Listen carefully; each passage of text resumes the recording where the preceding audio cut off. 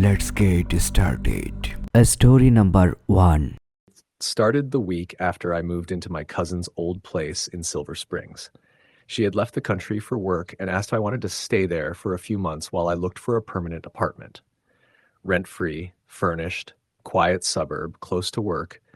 There was no reason to say no. The only thing I had to do was bring my clothes, toiletries, and a couple of boxes from storage. Everything else was ready. She even left a small note on the fridge. Watch the dryer. It rattles a little. Otherwise, it's all yours. Don't worry about the noise upstairs. It's just old pipes. Love you. At first, I didn't notice anything unusual. The place had a bit of an old smell, like any home that's been sitting vacant a few weeks. A little musty, but nothing serious. I opened the windows, let in fresh air, and set up in the bedroom she'd used. Smaller than the master, but cozier. I liked it right away. The bed was low to the ground, barely 6 inches between the frame and the floor. She'd left extra linens, some old books, even a small lamp on the bedside table. The first couple of nights were quiet. The third night, I was just about to fall asleep when I heard it. A light scraping sound. Not loud, just soft and deliberate, like something being slowly dragged across a rough surface. I sat up in bed and turned off the ceiling fan. The sound stopped. I waited a minute and laid back down, assuming it was the fan blade hitting the guard, or maybe a tree outside scraping the house. But the next night, it returned. I heard it again. Only this time, it was clearer. Like nails on wood, not metal. Not plastic, definitely nails. I reached for my phone and turned on the flashlight, scanning the floor. Nothing. Still, the sound had come from right beneath me. I got out of bed slowly, pressed my ear close to the floor, and waited. Silence. I lay back down, heart thudding a bit faster, telling myself it was an animal outside or maybe the neighbor's dog scraping something against the wall. But then I started to hear it every night, always between 1:30 and 2 in the morning, and always from under the bed.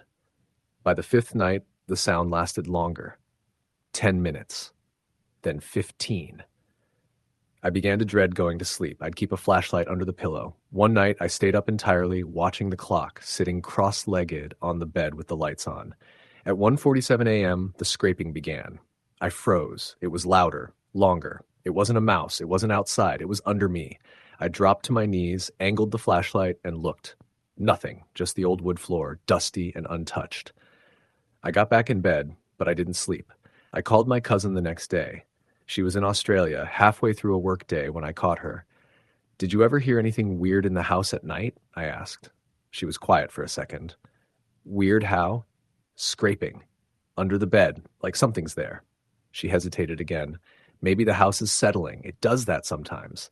I didn't believe her. I could hear something in her tone, like she knew exactly what I was talking about. I pressed her. "You didn't answer me." "I don't know," she said, avoiding it. "It's an old house. I used to hear things too." I didn't say anything. "You'll get used to it," she added quickly. "It's just noise." That was the last time we talked about it. A week later, I started sleeping on the couch. I couldn't stand the bedroom anymore. I was getting only a couple hours of sleep a night. I tried to ignore it, but the sound kept getting louder, longer. And now, I swear I could feel the bed vibrating ever so slightly when it happened. Then things started moving. At first, it was small. My slippers, which I always left by the foot of the bed, were missing one morning. I found one of them under the dresser, halfway across the room.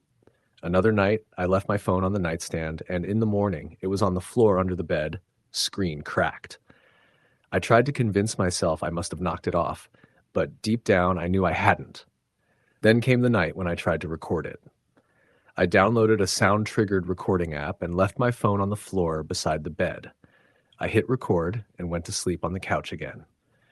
The next morning, I checked the app. It had captured 3 separate clips, all around 1:45 a.m. The first was faint, a light scratching. The second was louder, like something hard being dragged.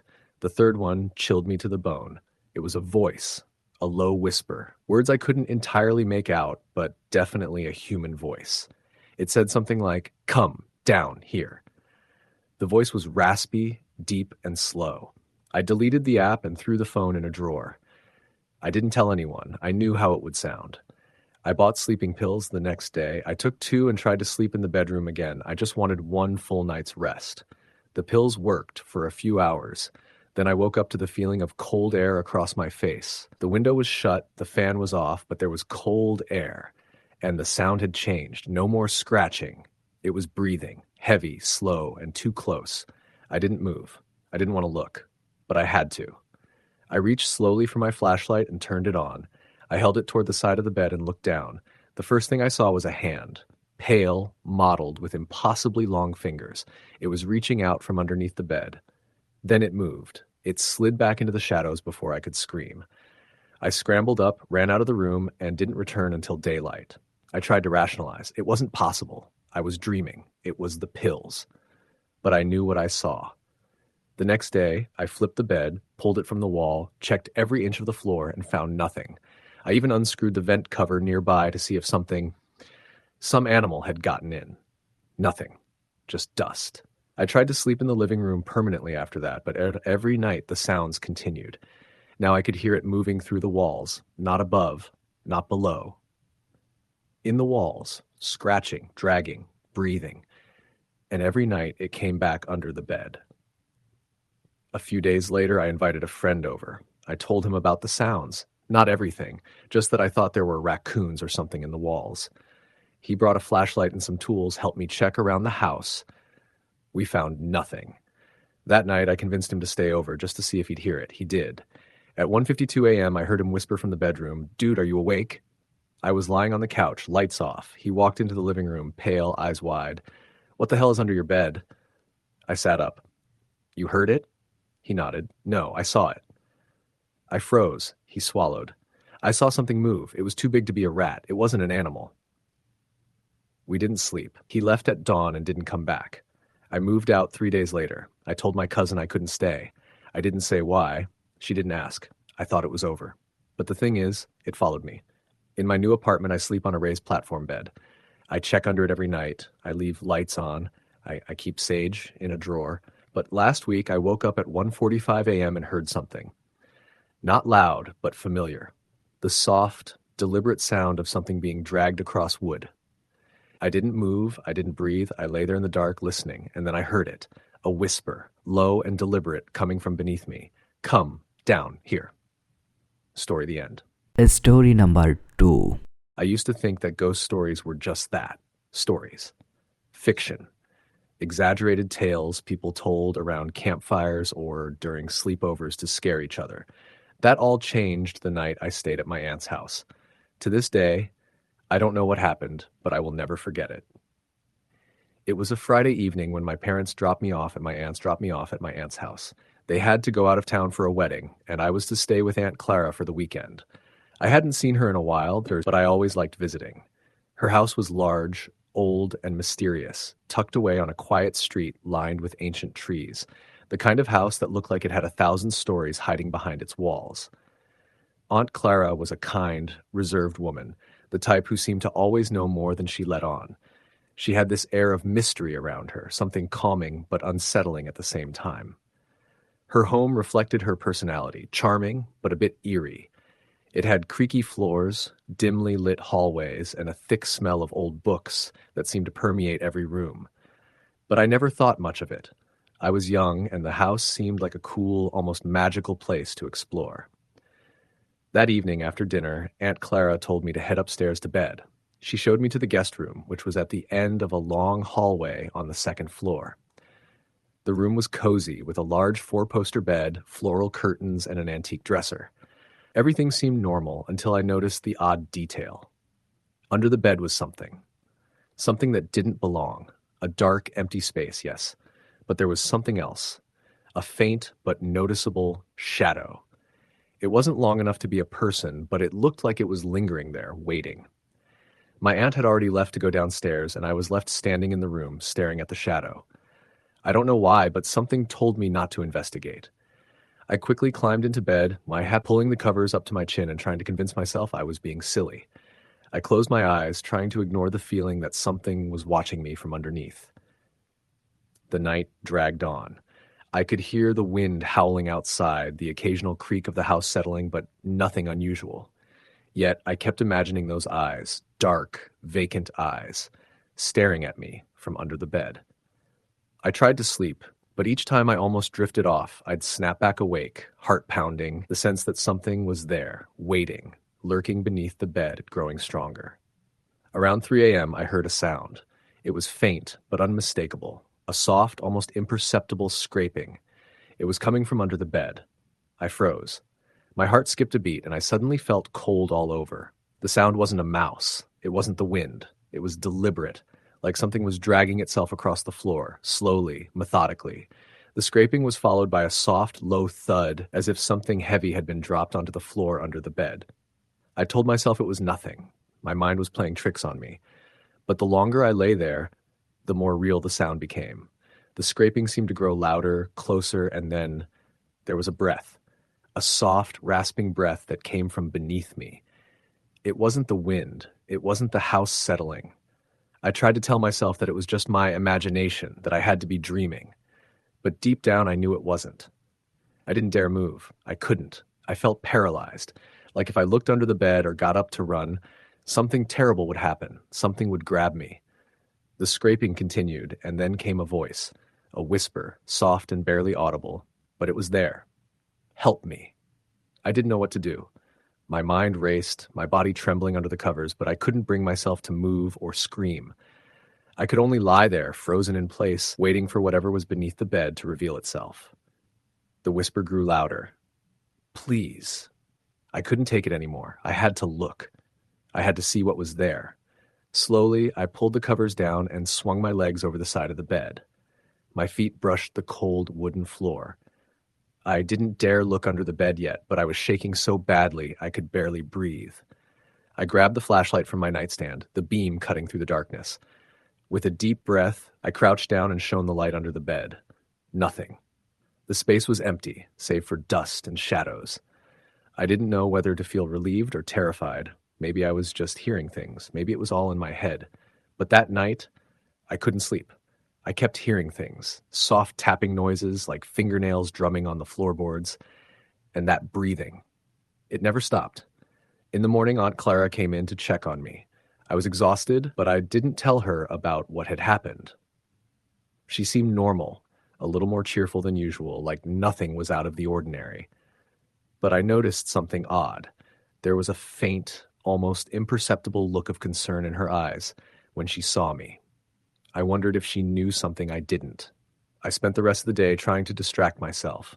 I explored the house, went out to the garden, and even read a book in the living room. But that night, when I went back to bed, the feeling returned, the unease, the sense that something was wrong.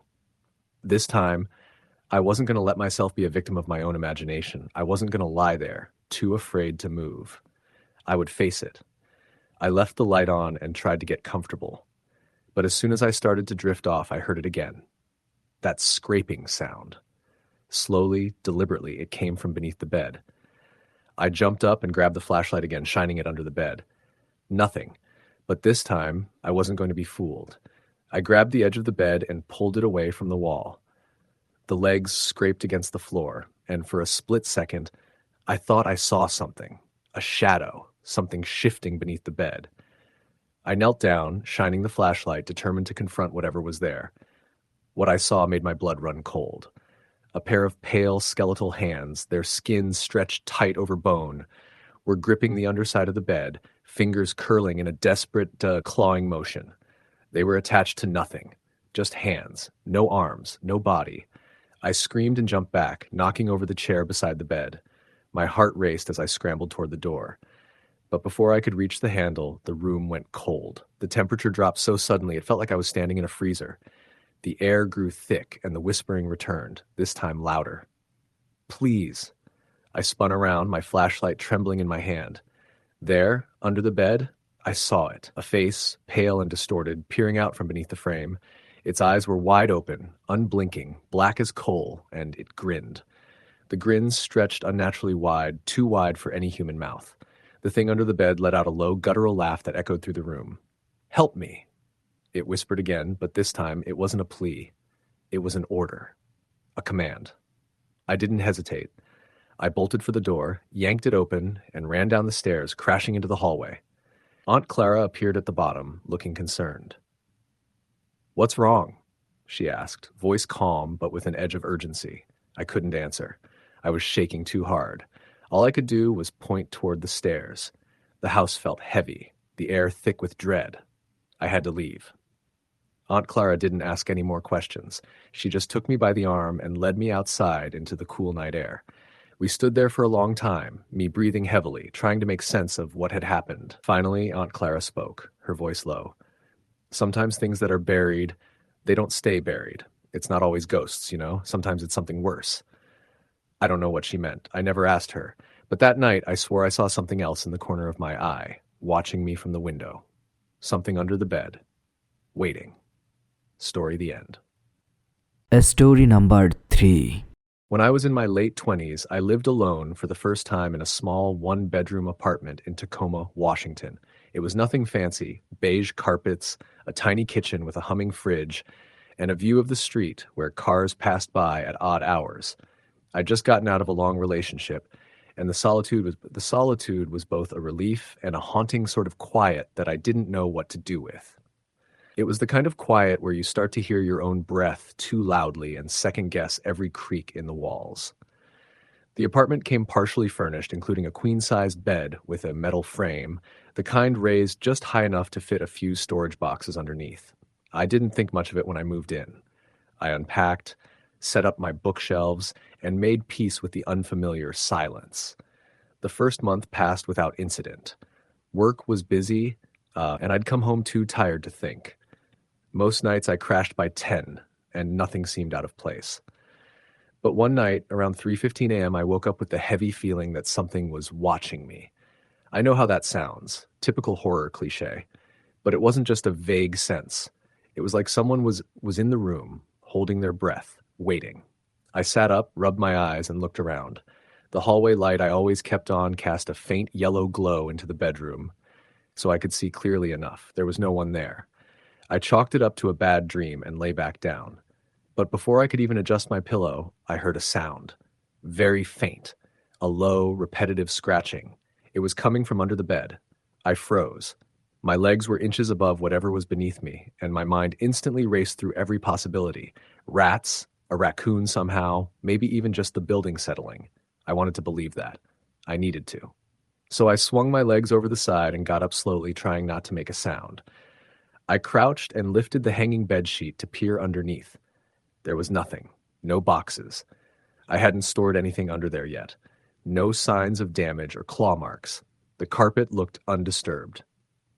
The next morning, I checked with the front office about pest control. They said the unit had been treated just a few months before I moved in. No rodent complaints. I still asked for a follow-up inspection, and a guy came out with traps and thermal gear. He didn't find anything, so I tried to forget it. But I couldn't. The following week, I woke up again in the middle of the night. This time, the scratching was louder, more urgent. It wasn't random. It had a rhythm, like someone using their fingernails against the underside of the mattress frame. I didn't look that night.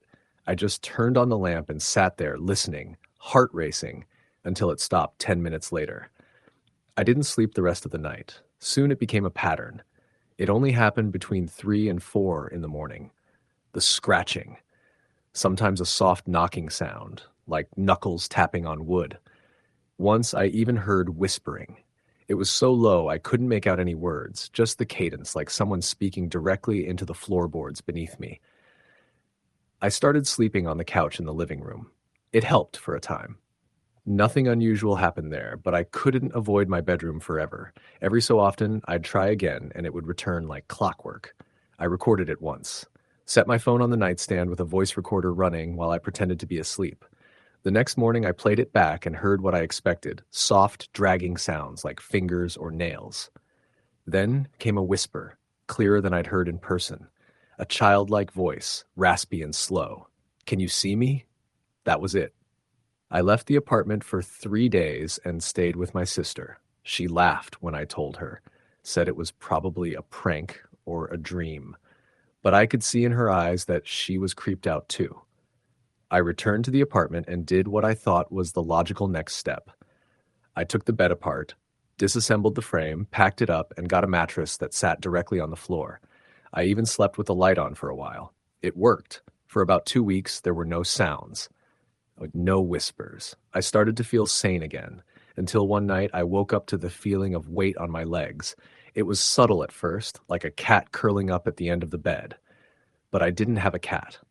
I lay perfectly still, holding my breath, trying not to give away that I was awake. I felt it, something shifting, moving slowly up the bed, pressing down just enough to let me know it was there. I turned on the light in one frantic motion and flung the covers back. Nothing, but the air was ice cold, my breath fogged in front of my face, and in the silence I heard it again, whispering, right at my ear, not under the bed now, on it. Still here. I didn't sleep in the bedroom after that. I tried to break the lease, but the landlord said there had to be an emergency or code violation. I couldn't prove anything. I thought about hiring a psychic, but the idea embarrassed me. Instead, I started sleeping on the couch full time and avoided the bedroom altogether. One night, I came home from work late, around 11 p.m. I tossed my keys on the counter, microwaved some leftover pasta, and sat on the couch, dead tired. After a few minutes, I heard a noise. Not from the bedroom this time, but the hallway closet. It creaked open slowly. I froze, plate in hand, staring at the door. It had been shut when I got home. I know that because I always check. It tends to pop open unless it's latched all the way. But this was different. It opened as if someone was pulling it from inside. I walked over, hands shaking, and yanked the door open. Nothing inside but jackets, shoes, and a few plastic bins. But at the very back of the floor, pressed against the baseboard, was a single, perfect handprint. Small, like a child's, smudged faintly in dust. I didn't go near that closet again. That weekend, my sister came to stay over. She slept in my bedroom because I didn't tell her the full story. I just said I was more comfortable on the couch. At 3:28 a.m., I woke up to her screaming. I ran into the bedroom and found her sitting upright in bed, eyes wide, clutching her legs. She looked at me and said, "Someone touched me." She said she woke up to something cold wrapping around her ankles. She thought it was a dream until she heard breathing at the side of the bed, followed by whispering in her ear. When she turned on the light, no one was there, but she said she felt pressure like someone had been lying right next to her and had just gotten up. She left that morning and didn't stay the night at my place again. I started researching. I dug into the apartment building's history, found out it was built in the late 60s, no major tragedies reported. But there was one odd detail. About 10 years earlier, a previous tenant, a man in his 30s, had disappeared, just gone, left everything behind. His rent unpaid, no forwarding address. Neighbors said he'd started acting strange, complained about noises in the walls, scratching, whispers. It matched everything. I brought in a local paranormal investigator. I felt ridiculous, but I was desperate. He walked through the apartment with equipment, EMF meters, cameras, the whole thing. He didn't find much until he got to the bedroom. That's when one of his meters spiked, not randomly. It pulsed in time with a ticking sound I hadn't heard before, a soft, steady ticking, like a clock buried in the floor. He knelt down, touched the carpet, and recoiled, said it was ice cold. He looked at me and said, "There's something here. Under." I moved out the next week, broke the lease, and ate the penalty fee. It's been 3 years since I left that apartment. I've never had an experience like that again. But sometimes when I wake up in the dead of night and everything's too quiet, I can't help but check under the bed. Not because I think it followed me, but because I'm not sure it ever left. I heard from a neighbor that the next tenant didn't last 6 months. Said he heard someone crawling around under the bed at night. When he looked, nothing. But it kept happening. One night he called the cops, said someone was inside his apartment. The cops found no one. But when they looked under the bed, they said they found drag marks in the carpet, fingernail-sized, the kind made by something trying to stay hidden, just out of sight, waiting. Story the end. Story number 4. It was a quiet Thursday evening when it all began. I had just moved into a small one-bedroom apartment on the 3rd floor of an old building in the heart of the city. The apartment was in a charming, if somewhat dilapidated building that had once been a grand old home. Over the years, it had been divided into a few different units, but it still held on to some of its old-world charm. The creaky floors, the thick wooden doors, the faint smell of musty wood. Everything about it felt old, but also comforting in a strange way. At the time, I was looking for a fresh start. My previous living situation had ended badly, and I was eager to be alone, to have my own space again. The apartment was small, just enough for me to fit my things and have a place to call my own. It wasn't fancy, but it was affordable, and I didn't mind the occasional creaks and groans of an old building. The landlord, a somewhat eccentric elderly woman named Mrs. Goodwin, had warned me that the place had a few quirks, but assured me it was perfectly safe. The first few nights were uneventful. I spent my time unpacking and setting up, adjusting to the solitude, and getting used to the sounds of the apartment settling around me. I could hear the wind outside, the occasional creak of the building, and the hum of the refrigerator. Everything seemed normal. But on the fourth night, things started to change. I had just finished watching a late-night show on my laptop when I began to feel that nagging unease, the feeling that something wasn't quite right. I had already brushed my teeth and gotten into bed, the room dimly lit by the faint light from the street lamp outside my window. The sound of rain pattering against the window added to the stillness of the night. Everything was quiet, and I felt my eyelids grow heavy as I tried to drift off to sleep. But then I heard it, a faint scraping sound coming from beneath my bed. At first I dismissed it as nothing. The building was old, and sounds like that were to be expected. Maybe it was just the wind rattling the pipes or the settling of the floorboards. But the sound persisted, slow, deliberate, like something was moving under the bed, dragging along the floor. It wasn't a random creak or groan. It was something intentional, something deliberate. My heart began to race as I lay still in bed, listening to the sound. It was faint but unmistakable, like fingernails scraping against the wood. I tried to ignore it, convincing myself it was just my mind playing tricks on me, but the noise continued. Each scrape seemed to come closer, as if whatever was under the bed was inching its way toward me. I sat up, the blankets still tangled around my legs. My room was dim, the shadows stretching across the floor. The moonlight cast faint shapes across the walls, but the space beneath my bed was shrouded in darkness. I grabbed my phone and turned on the flashlight, shining it toward the bed. The beam of light flickered slightly before settling on the floor beneath me. There was nothing there. I exhaled in relief, telling myself I was overreacting. There was nothing under the bed. Maybe it was a rat or a draft causing the sound. I turned off the flashlight and lay back down, trying to shake off the feeling of unease that had settled over me. But the moment my head hit the pillow, the sound started again, louder this time. Scrape, drag, scrape, drag. I bolted upright, my pulse racing. My eyes darted to the edge of the bed, where the darkness seemed to swallow everything. The sound wasn't coming from the walls or the pipes. It was coming from beneath me. Slowly, I swung my legs over the edge of the bed, my feet touching the cold hardwood floor. I crouched down, heart pounding in my chest, and peered under the bed. The flashlight illuminated the space beneath. Just dust, a few old boxes, and a forgotten shoe. Nothing out of the ordinary. I stood up again, feeling foolish, but as I turned to climb back into bed, I heard it. A soft, breathy whisper. "Help me." I froze. The voice was soft, barely audible, but it was unmistakably there. It wasn't my imagination, and it wasn't coming from the apartment next door. It was coming from beneath my bed. I grabbed the flashlight again and dropped to my knees, shining it under the bed once more, my hands trembling. The beam of light flickered and danced across the floor, revealing the same old dust, boxes, and shoe. But there, in the farthest corner, hidden just out of the light's reach, I saw something that made blood run cold, a shadow. It wasn't large or distinct, but it was there, a dark, shifting shape, like a figure crouched low to the ground, just beyond the light. My heart skipped a beat as I stared at it, unable to move, unable to look away.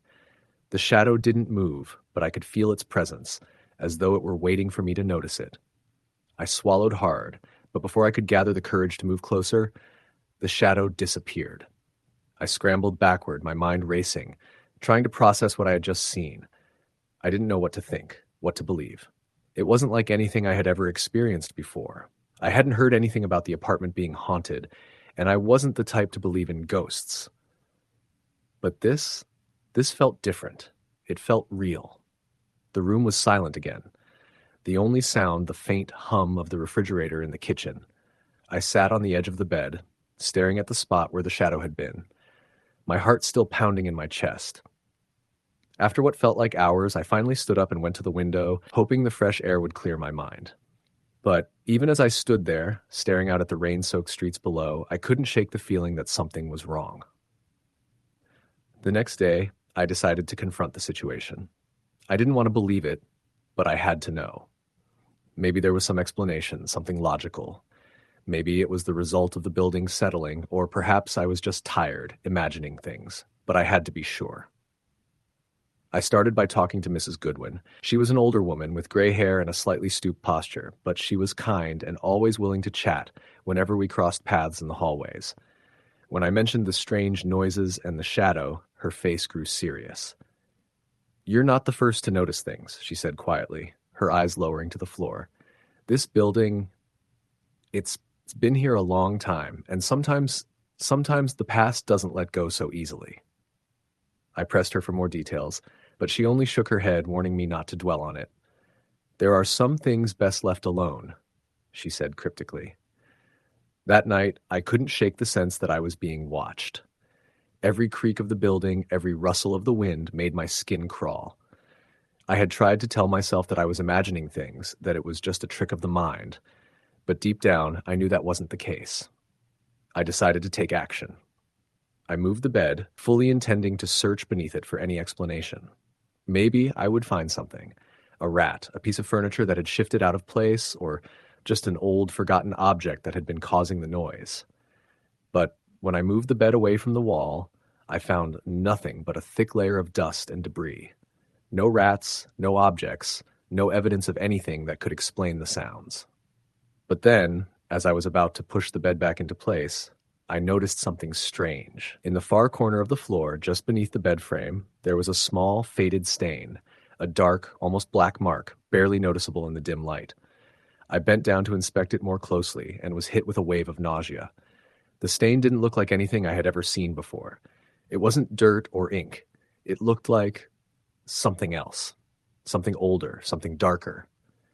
I quickly moved the bed back into place and left the room, my mind racing with questions. I didn't know what I had found, but I knew it wasn't normal. I didn't want to stay another night, but I also couldn't leave. Not yet. Not until I understood what was happening, and so I stayed. But from that night on, I couldn't shake the feeling that something was lurking just out of sight, waiting beneath my bed. Something that wasn't ready to let me go. Story the end. Story number 5. It was the first weekend that Jamie had the house to himself. His parents had gone out of town to visit an old friend in Vermont, leaving him in charge of the house for 4 days. At 23, Jamie had a part-time job at the local bookstore and took night classes at a community college. He was quiet, dependable, not the kind to throw a party or sneak in people. His parents trusted him, and for good reason. That Friday, the house was quiet. The neighborhood was one of those sleepy suburban places outside of Trenton where everything shut down early. Jamie had the place to himself and planned to spend it reading, gaming, and getting ahead on coursework. The first night was fine. Nothing unusual happened, and he actually enjoyed the solitude. He stayed up until nearly 2 a.m., binging an old horror series on his laptop, then eventually made his way up the stairs to his bedroom. He had a strange habit. Ever since he was a kid, he always made sure nothing was under the bed before going to sleep. He knew it was irrational, but he couldn't shake it. Every night without fail, he would crouch, lift the quilt, and take a quick glance underneath. Nothing ever there, just dust, an old box of comic books, and the occasional sock. That night, he did the same, lifted the quilt, checked, empty. He laughed at himself, muttering, "Still scared of monsters, huh?" He crawled into bed and turned out the light. It must have been around 3:30 a.m. when he first heard the noise, a subtle shuffling. At first, it blended with the house creaking, as it often did when the temperature dropped at night. But this was different. It was low, muffled, and directly beneath him. He froze. The sound stopped. He waited, holding his breath. It didn't return. Telling himself it was just the house, or maybe even his imagination, he pulled the covers up to his chin and eventually drifted off to sleep. The next morning, he forgot about the noise. He made eggs, did some laundry, and texted his mom to let her know everything was fine. Around noon, he headed to work at the bookstore. It wasn't until he came back late that evening that something felt off. He opened the front door and stood there for a moment, key still in the lock. The air inside the house felt different. He couldn't explain it, like the space itself was heavier. He shook it off, telling himself it was just the shift from the humid outdoors to the cool AC inside. He microwaved some leftover pizza and brought it up to his room. He didn't feel like watching anything, so he decided to read a book, an old Lovecraft collection he'd been meaning to finish. The weird stories were creepy, sure, but they didn't usually get to him. That night, when he bent down to look under the bed, he hesitated. Something inside him whispered not to. He blinked, confused by the sudden unease. Then, like always, he forced himself to do it. Slowly, he knelt and lifted the quilt. Empty. Still, he didn't sleep well. See, around 3 a.m. he woke with a start. No dream.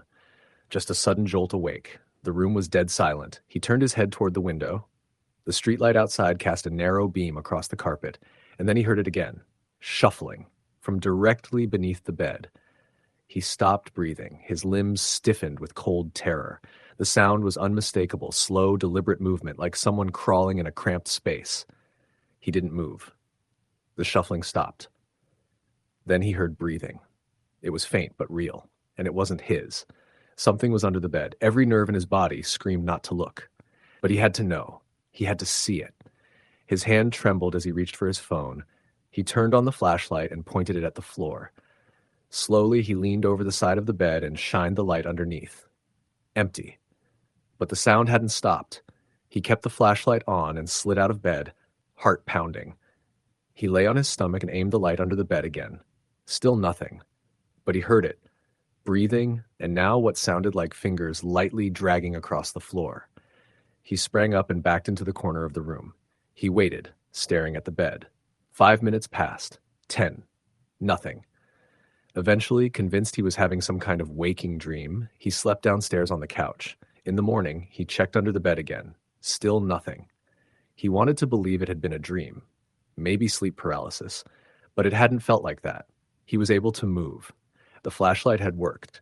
The breathing had sounded real. He stayed out all day Saturday, spent most of it at the bookstore, then grabbed dinner with a coworker just to avoid going home. Still, he had to go back eventually. He walked in around 10 p.m. and turned on every light in the house. His heart was racing before he even got to his room. He stood in the doorway for nearly 5 minutes, just staring at the bed. The room was clean, organized, nothing to be scared of. But he couldn't shake the weight in his chest. He did something he never thought he would do. He pulled the mattress off the bed frame completely, dragged it into the center of the room. He looked under the frame, just dust and old comics. Satisfied, or maybe just tired of being afraid, he left the mattress on the floor and tried to sleep. But he couldn't. At exactly 3:13 a.m., he sat bolt upright. There was breathing again, not under him, not beneath the mattress. This time it was from the closet. His stomach dropped. The closet door was cracked open, just barely. He always closed it. He reached for his phone and turned the flashlight on again. Slowly, with shallow breaths, he stepped toward the closet. The air felt colder as he got closer. He reached out and opened the door wide. Empty. But the breathing didn't stop. It was behind him now. He spun around and saw nothing. But it was there. He ran out of the room and spent the rest of the night in the living room with all the lights on. The next morning, he called his mom. He told her the truth, or most of it. Said he kept hearing noises, and maybe there were animals in the walls. She told him it was probably mice or something, but he knew better. That Sunday, he didn't sleep at all. He stayed downstairs, wrapped in a blanket, watching old comedies on mute with the volume turned low. And even then, he heard it. Scraping, not from under the bed, not the closet, from beneath the floorboards. It moved slowly from one side of the room to the other. By the time his parents returned Monday afternoon, Jamie hadn't slept in nearly 30 hours. He looked pale, exhausted, and jittery. His mom noticed immediately. "You all right?" she asked, putting her hand on his forehead. "You look like hell." "I didn't sleep," he muttered. "I thought there was something in the house."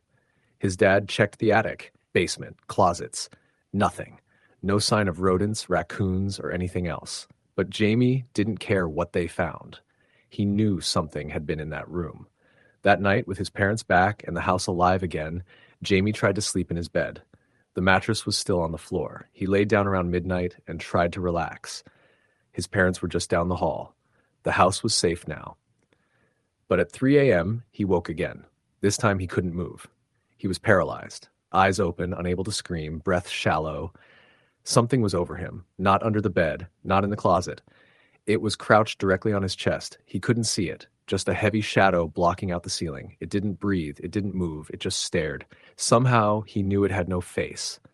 And in his mind, clearer than a whisper, he heard the words, "I waited." Then it was gone. He screamed, finally able to move, and his parents came running. That was 2 years ago. Jamie hasn't slept in that room since. He moved into a small apartment not far from the bookstore. Sleeps on a futon, no bed frame, no closet. Everything is visible, nothing hidden. And still some nights, usually around 3:13 a.m., he wakes up gasping, clutching his chest, and swears he hears some breathing beneath him. Waiting. Still waiting. Story the end. Story number 6. Story number 7. I had just moved into a studio apartment in Milwaukee after breaking up with my girlfriend. The place was small, with a single window that barely let in any light, but it was cheap and quiet. The building was old, one of those early 20th century types with creaky wooden floors and pipes that groaned when you used the water. My unit was on the 3rd floor near the end of a long hallway that always smelled like boiled cabbage and cigarette smoke. It wasn't much, but I figured it was enough to start fresh. The first few nights went by without incident. I'd come home from work at the tire shop, heat up something frozen, and watch TV until I passed out. I didn't have a proper bed, just a metal frame and a used mattress I bought off Craigslist. It sagged in the middle and the springs groaned when I shifted around, but I didn't care. It was temporary. The first time something weird happened, I chalked it up to the neighbors. I had been lying in bed, half asleep, when I heard something knock against the floor beneath me. It wasn't loud, more like a soft bump, like someone gently tapping wood with their knuckle. I froze, listened. Another knock, this time followed by a faint scraping. I sat up and stared at the foot of the bed. Then it stopped. I got up, turned on the light, and looked underneath. Just a few plastic bins with some clothes I hadn't unpacked yet. I figured maybe something shifted inside one of them. I moved the bins out, checked the walls, even tapped the floorboards. Everything was quiet. I went back to bed.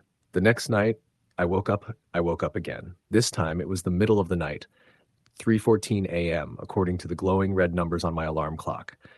Something had brushed against the bottom of the mattress. It was subtle, like a finger trailing beneath the frame. I sat up, fully awake now. And again I looked under the bed.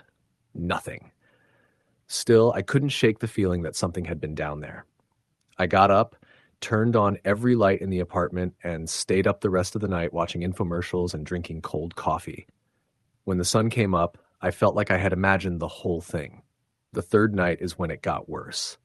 I went to bed late, too wired to sleep. I remember lying on my side, staring at the wall. I could hear my upstairs neighbor pacing. He always walked with heavy steps, like he dragged his feet. Eventually, the sound stopped, and I must have dozed off. But then, something woke me. It wasn't a sound this time. It was pressure. The mattress shifted beneath me, like something had pushed up from under the bed. My eyes flew open, and I stayed perfectly still, my breath caught in my throat. Another push, this time more forceful, right beneath my lower back. Then came the sound. The same soft scraping I'd heard before, followed by the unmistakable sound of breathing. Shallow, ragged, right beneath me. I threw the blanket off and jumped out of bed. My legs were shaking. I turned on the light, grabbed my phone, and got down on the floor to look. There was nothing there. But the bins I had stored beneath were gone. I swear they had been there when I went to bed. I searched the apartment, confused, panicked. I found them in the closet, stacked neatly. I never moved them. I don't sleepwalk, I don't take sleep meds, and I don't drink. I stood there for several minutes trying to convince myself I wasn't losing it. That night, I slept on the couch. Over the next week, I avoided the bed completely. I piled books and chairs on top of it, as if blocking something from getting out. I tried to ignore the sounds, the creaking, the occasional whisper that sounded like it came from the vent. I told myself it was the building, old pipes, drafts. But then I started seeing it. It began in flashes. A hand slipping back under the bed when I came home, a face just barely visible in the reflection of the TV screen when it was off. Pale skin, hollow eyes, a mouth that didn't seem to move right. It never appeared directly in front of me, always out of the corner of my eye, always vanishing before I could confirm it. One night, I stayed at a friend's place. I didn't tell him why. I said I had an issue with my radiator. When I came back the next afternoon, the entire bed had been flipped over.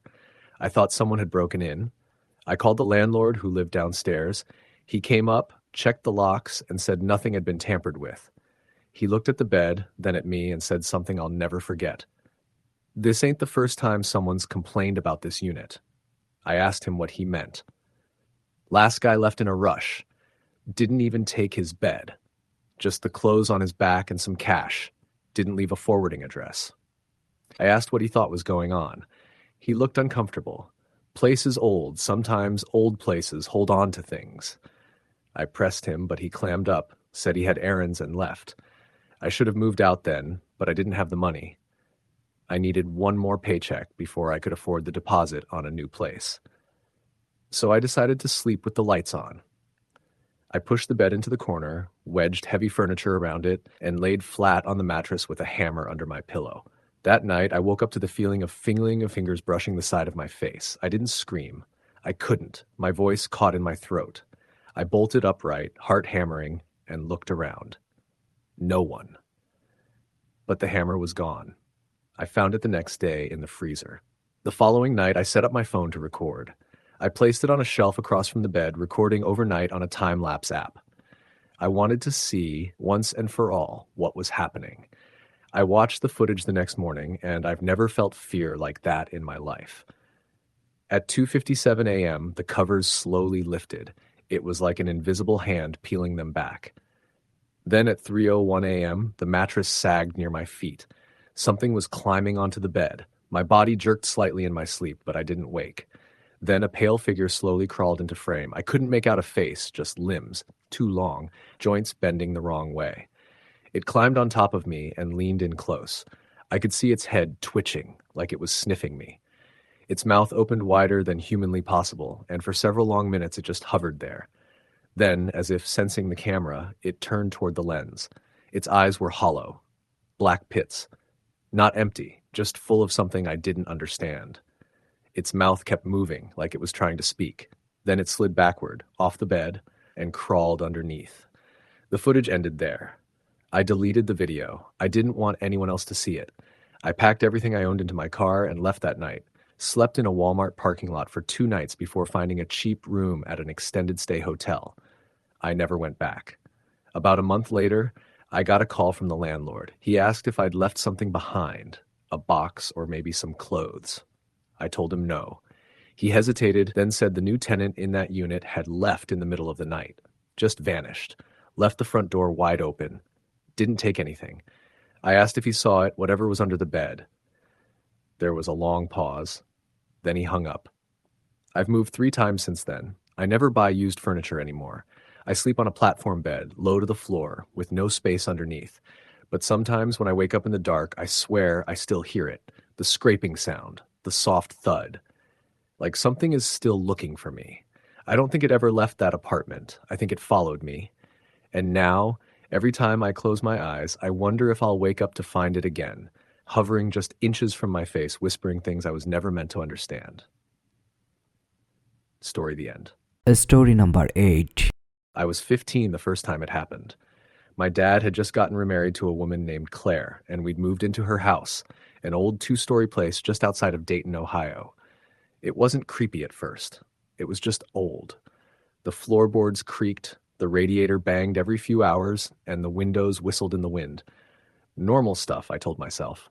But I didn't like my room. It was too small, tucked away at the end of the hall upstairs, that with faded wallpaper and a narrow bed pushed tight against the wall. I tried not to complain because Claire was trying, and my dad looked happy for the first time in a long while. The first week, everything felt fine. I unpacked, started at the new school, and mostly kept to myself. But by the second week, I started hearing things. At night, when the house was quiet and my door was shut, I'd hear a low tapping from under my bed. Not constant, just enough to notice. A few taps, then silence. Sometimes it sounded like scratching. I thought it might be mice at first. Claire said she hadn't had rodent problems in years, but she set out a few traps just in case. They never caught anything. One night I woke up around 2 a.m. I don't know why. Maybe I heard something in my sleep. I just remember lying there, staring at the ceiling fan turning slowly in the dark. I didn't move at first. The house was dead silent. I could hear the wind outside and the faint sound of the refrigerator humming downstairs. Then I heard it. A whisper. Not loud, not even clear, but definitely coming from under the bed. Just one word. Come. I sat up so fast I got dizzy. The room looked normal. The shadows were where they were supposed to be. The door was shut. The window was locked. I grabbed my phone, turned on the flashlight, and hesitated. I didn't want to look under the bed. Every instinct told me not to, but I had to. I leaned over the side and pulled up the blanket. The light from my phone lit up the floor. Dust, a few socks, an old notebook I'd kicked under there.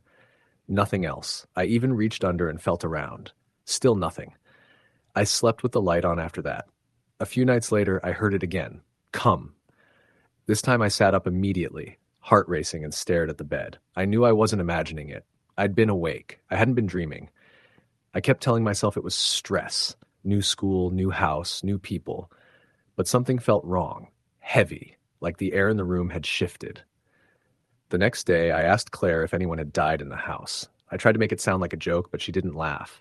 She gave me a weird look and said, "No, not in this house." Why? I told her I thought I heard voices. She said it was probably the pipes. That night, I didn't sleep. I lay in bed staring at the ceiling, holding my phone like a weapon. I kept glancing at the floor, waiting. The whisper didn't come that night, or the night after. For a while, it was quiet again. I thought maybe it was over. Then, about a week later, something pulled the blanket off my bed. It was sudden, violent. 1 second, I was warm and covered, and the next, the blanket was yanked off and thrown onto the floor. I jumped up, turned on the light, and backed into the corner of the room. My door was still closed. Nothing had moved. But I was shaking. I picked up the blanket and went to sleep on the couch downstairs. The next morning, Claire asked me why I'd slept down there. I told her the truth. Her face changed, just slightly. But I noticed. She didn't say anything for a while, then muttered something about this house being old and told me to give it time. I stopped going to bed until I was exhausted. I'd stay up watching videos on my phone or doing homework until I couldn't keep my eyes open. But even then, I'd wake up in the middle of the night, heart pounding, with the feeling that I wasn't alone. One night, I finally saw something. I was lying on my side, facing the wall, when I heard a creak, long and drawn out. The kind of sound wood makes when someone steps on it. I froze. My room was carpeted. The sound hadn't come from the floor. It had come from under me. Slowly, I turned onto my back and stared up at the ceiling. Then I heard it again, creaking, shifting, like something was moving beneath the bed frame. I held my breath and reached over to the lamp. The moment I turned it on, the noise stopped. I didn't look under the bed. I couldn't. I told my dad everything the next morning. I expected him to laugh, but he didn't. He looked tired, older. Then he told me something I still can't forget. "You're not the first person to say that about that room," he said. "Claire had a nephew, stayed with them for a while after his parents split up. He was about your age, barely lasted a month before he begged to leave." I asked him what happened. He just shook his head. He wouldn't talk about it, but he never stayed the night here again. That was all I needed to hear. I begged them to let me switch rooms. Claire resisted at first, said I was overreacting, but eventually she gave in. I moved into the guest room downstairs. It felt like a weight had lifted. I slept better. I stopped hearing whispers. The tapping vanished. I started to think maybe I'd been imagining the whole thing. A few months later, Claire's niece came to stay with us for the summer. Her name was Lily. She was 13, quiet, liked to read. Sweet girl. We gave her my old room upstairs since I wasn't using it anymore. She seemed fine the first few days, friendly, happy, always had a book in her hand. But by the end of the first week, she looked different, pale, tired. She stopped reading and started keeping her door closed all the time. She barely talked. I heard her crying one night and asked if she was okay. She said she just missed home. The third week, she asked if she could sleep on the couch. Claire got annoyed and told her no. said she needed to get used to the room. That night, Lily screamed. We all ran upstairs. She was huddled in the corner of the room, her face white, eyes wide. She couldn't talk. She just kept pointing at the bed. Claire tried to hug her, but she flinched. My dad picked her up and carried her downstairs. Lily refused to go back into that room. She ended up sleeping in my room with me for the rest of her stay. 2 days before she left, she finally told me what happened. She said she woke up because someone was whispering to her. At first, she thought it was Claire, but the voice wasn't right. It was too low, too close. Then she realized it was coming from under the bed. She sat up and listened. The voice said her name, over and over. Lily, Lily, Lily. Then it said, "Come down here." She screamed when she saw a hand reach out from under the bed skirt. Pale, long fingers. It touched her ankle and started to pull. I asked her if she'd actually seen a face. She said no, just that hand, and she felt something watching her. She said it smelled like something dead. Claire tried to act like it was just a dream, but I knew better. We both did. After Lily left, the room stayed empty. Claire kept the door shut. My dad finally admitted he didn't like being in there either, said the air felt wrong. Years passed. I moved out, went to college, got a place of my own. My dad and Claire still lived in the house, though they avoided the upstairs bedroom. Eventually, they turned it into storage. About a year ago, Claire got sick. She passed away after a short illness. My dad called me, heartbroken, and asked if I could come stay with him for a while. I did. Being back in that house felt strange. So many memories, both good and bad. But the worst one came back my second night there. I was staying in the guest room again. Around 3 a.m., I woke up to a sound. Not loud, just a soft whispering. It was coming from upstairs. I sat up and listened. The house was quiet, except for that whisper. Faint, familiar. I couldn't make out the words, but it made my skin crawl. I grabbed my phone and walked to the base of the stairs. The whispering stopped. I stood there for a full minute. Then I heard it again. This time, clear. Come back. I turned on every light in the house and didn't sleep. The next day I asked my dad if he'd heard anything. He said no. I didn't press it. That night he asked me if I could help him get some boxes out of the upstairs bedroom. I didn't want to, but I couldn't say no. We went up together. The door creaked open. The air inside was cold, colder than the rest of the house. Dust floated in the sunlight, pouring through the window. Boxes were stacked along the walls. We didn't talk. We just worked. As I bent to pick up a box, I heard something shift behind me. I turned, expecting to see my dad, but he was still across the room. The bed had moved, just slightly, like it had been pushed from underneath. My dad saw it too. We dropped the boxes and left. He called a priest the next day. I don't know if it helped. I haven't been back since. He sold the house 6 months later and moved into a condo. Sometimes late at night I'll wake up and think I hear something. A whisper, a tap, a creak beneath my bed. I always check, because I know it's still out there, waiting. Story, the end. Story number 9. I've never liked sleeping in other people's houses. Hotels I can handle, but something about staying in someone else's home makes me uncomfortable. Maybe it's the idea that I'm intruding, or maybe it's the subtle differences in smell, the layout, the small unfamiliar sounds that keep you just slightly on edge. But when my old friend Lucas asked if I could house sit for him for a week while he and his wife went to visit her family in Ohio, I agreed. I'd been out of work for a few months and could use the extra money. Lucas's house was an old craftsman-style home on the edge of a small Washington town, surrounded by tall pines and a long, winding driveway that made it feel secluded. He'd inherited it from his grandparents, who passed within months of each other a few years back. I remembered visiting once or twice when we were kids, and the house always seemed kind of gloomy even back then. But Lucas had renovated most of it, new flooring, updated plumbing, fresh paint, though he kept a lot of the original woodwork intact. "You'll be in the guest room," he said, tossing me the keys before they left. "Feel free to help yourself to anything in the fridge. Just keep an eye on the pipes in the basement if the temperature drops. And hey, the floorboards creak like hell, so don't get freaked out. This house makes weird noises at night." He said it casually, but something in his tone seemed forced, like he was trying to sound light about it.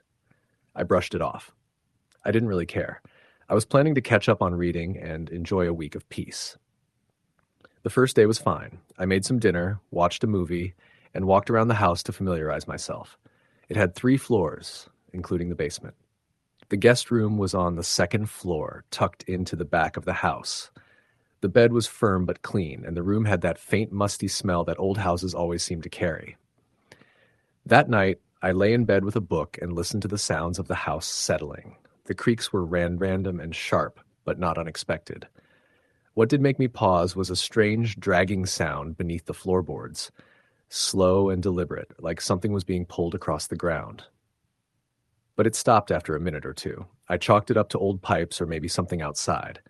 I drifted off around midnight. At about 3:40 a.m., I woke up suddenly, heart pounding. I didn't know why. There was no sound, no nightmare I could remember, just a sharp jolt of alertness that shot through me like a warning. I turned on the lamp beside the bed and listened. Nothing. Silence so thick it buzzed in my ears. The house felt still, too still, like even the wind outside had stopped. I got up, walked to the window, and looked out. The yard was empty. No animals, no people, nothing but tall, unmoving trees. I went to the bathroom, splashed some water on my face, and decided to check downstairs. Everything was in place. Doors locked, windows shut. I tried to go back to sleep, but something felt off. I ended up dozing off on the couch around 5 a.m. The next morning, I felt groggy and unrested. The second night was when things started to shift. Again, I fell asleep in the guest room, this time leaving the hallway light on for some reason I couldn't explain. I just felt safer that way. Around the same time, 3:40 a.m., I woke up again. But this time I heard something. It was faint. A slow scraping noise, like nails dragging across wood. It was coming from under the bed. I froze. At first, I thought maybe a mouse had gotten in. Or maybe it was the floorboards shifting again, but the sound kept going. Scrape, pause, scrape again. Then a low, almost inaudible exhale. Not mechanical, not wind. Breathing. I pulled my legs in tight and sat up slowly, not making a sound. My ears strained in the dark, trying to locate the source. The sound was directly beneath me. I told myself to look, that it was nothing. But something deep inside, some instinct, begged me not to.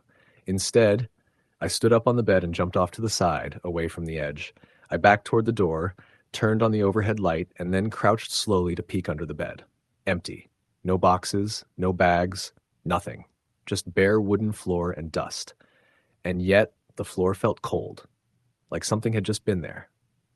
I left the light on and slept in the living room that night. I tried to rationalize it the next day. I really did. Maybe I was sleepwalking. Maybe the house was playing tricks on me. Maybe I was just too stressed and it was manifesting in weird ways. But part of me couldn't shake what I'd felt.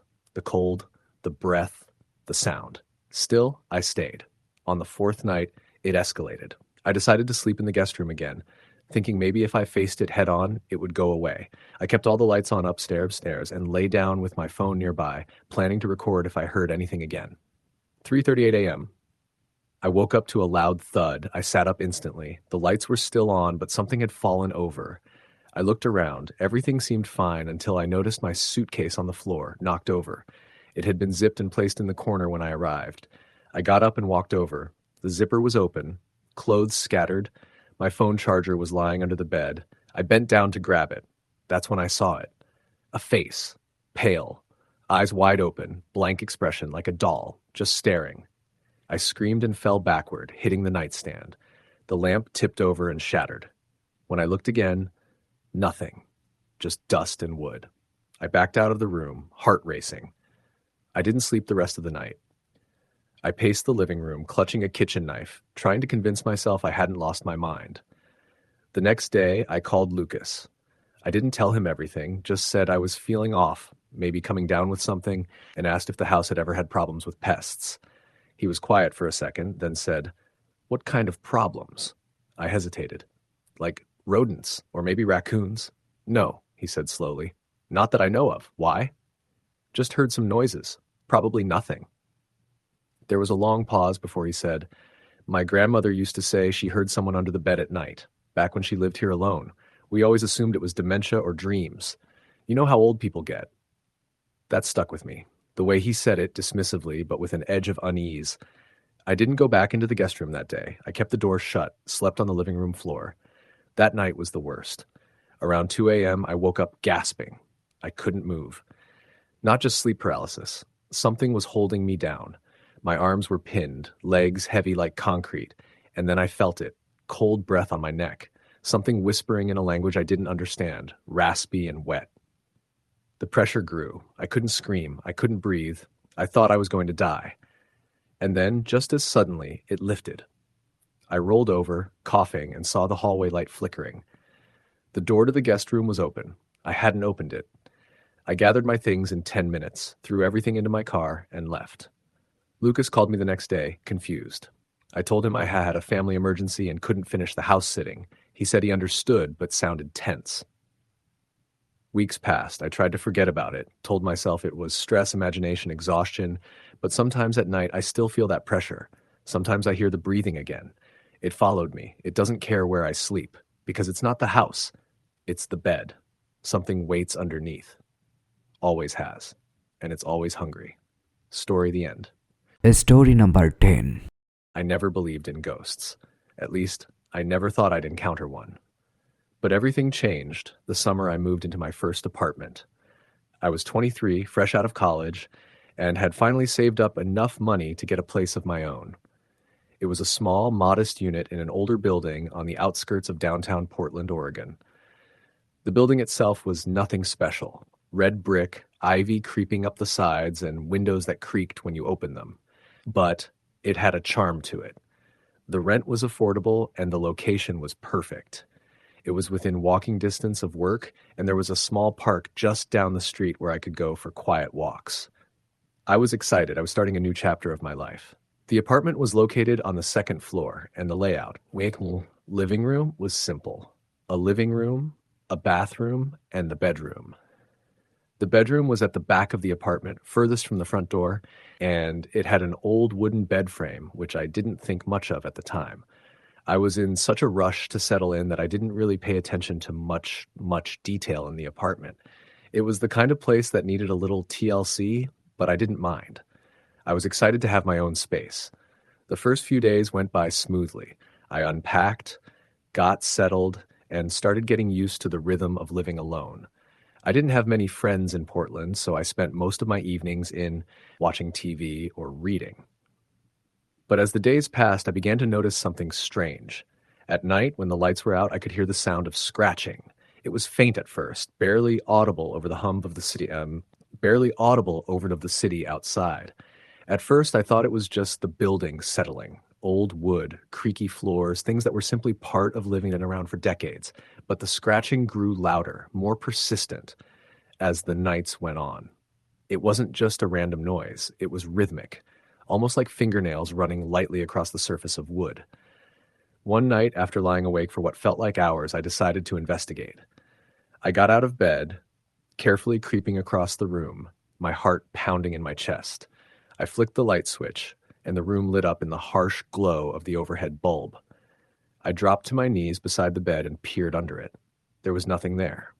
No rats, no insects, no signs of any animals at all. The space under the bed was clear. In fact, the floor was spotless, with nothing out of the ordinary.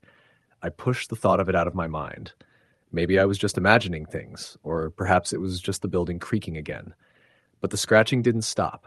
If anything, it got worse. The next few nights, I woke up to the same sound. It was always around 3 a.m., a light scratching that seemed to come from under my bed. It wasn't just a random noise anymore. It was deliberate, almost intentional. It wasn't the sound of an animal. It was like someone or something was trying to get my attention. I knew I had to figure out what was going on, so I decided to try something different. I moved the bed away from the wall, thinking that maybe there was something stuck in the frame. I checked every inch of the floor around the bed, but there was nothing. No pests, no hidden objects, no strange markings, just a clean, empty floor. And yet that night, the scratching returned. This time, it was louder, more frantic, like someone was desperately trying to get out from under the bed. I could hear the nails scraping the wood, and it sounded wrong. It wasn't just a noise. It felt like it had weight to it, like something real was happening, something I couldn't explain.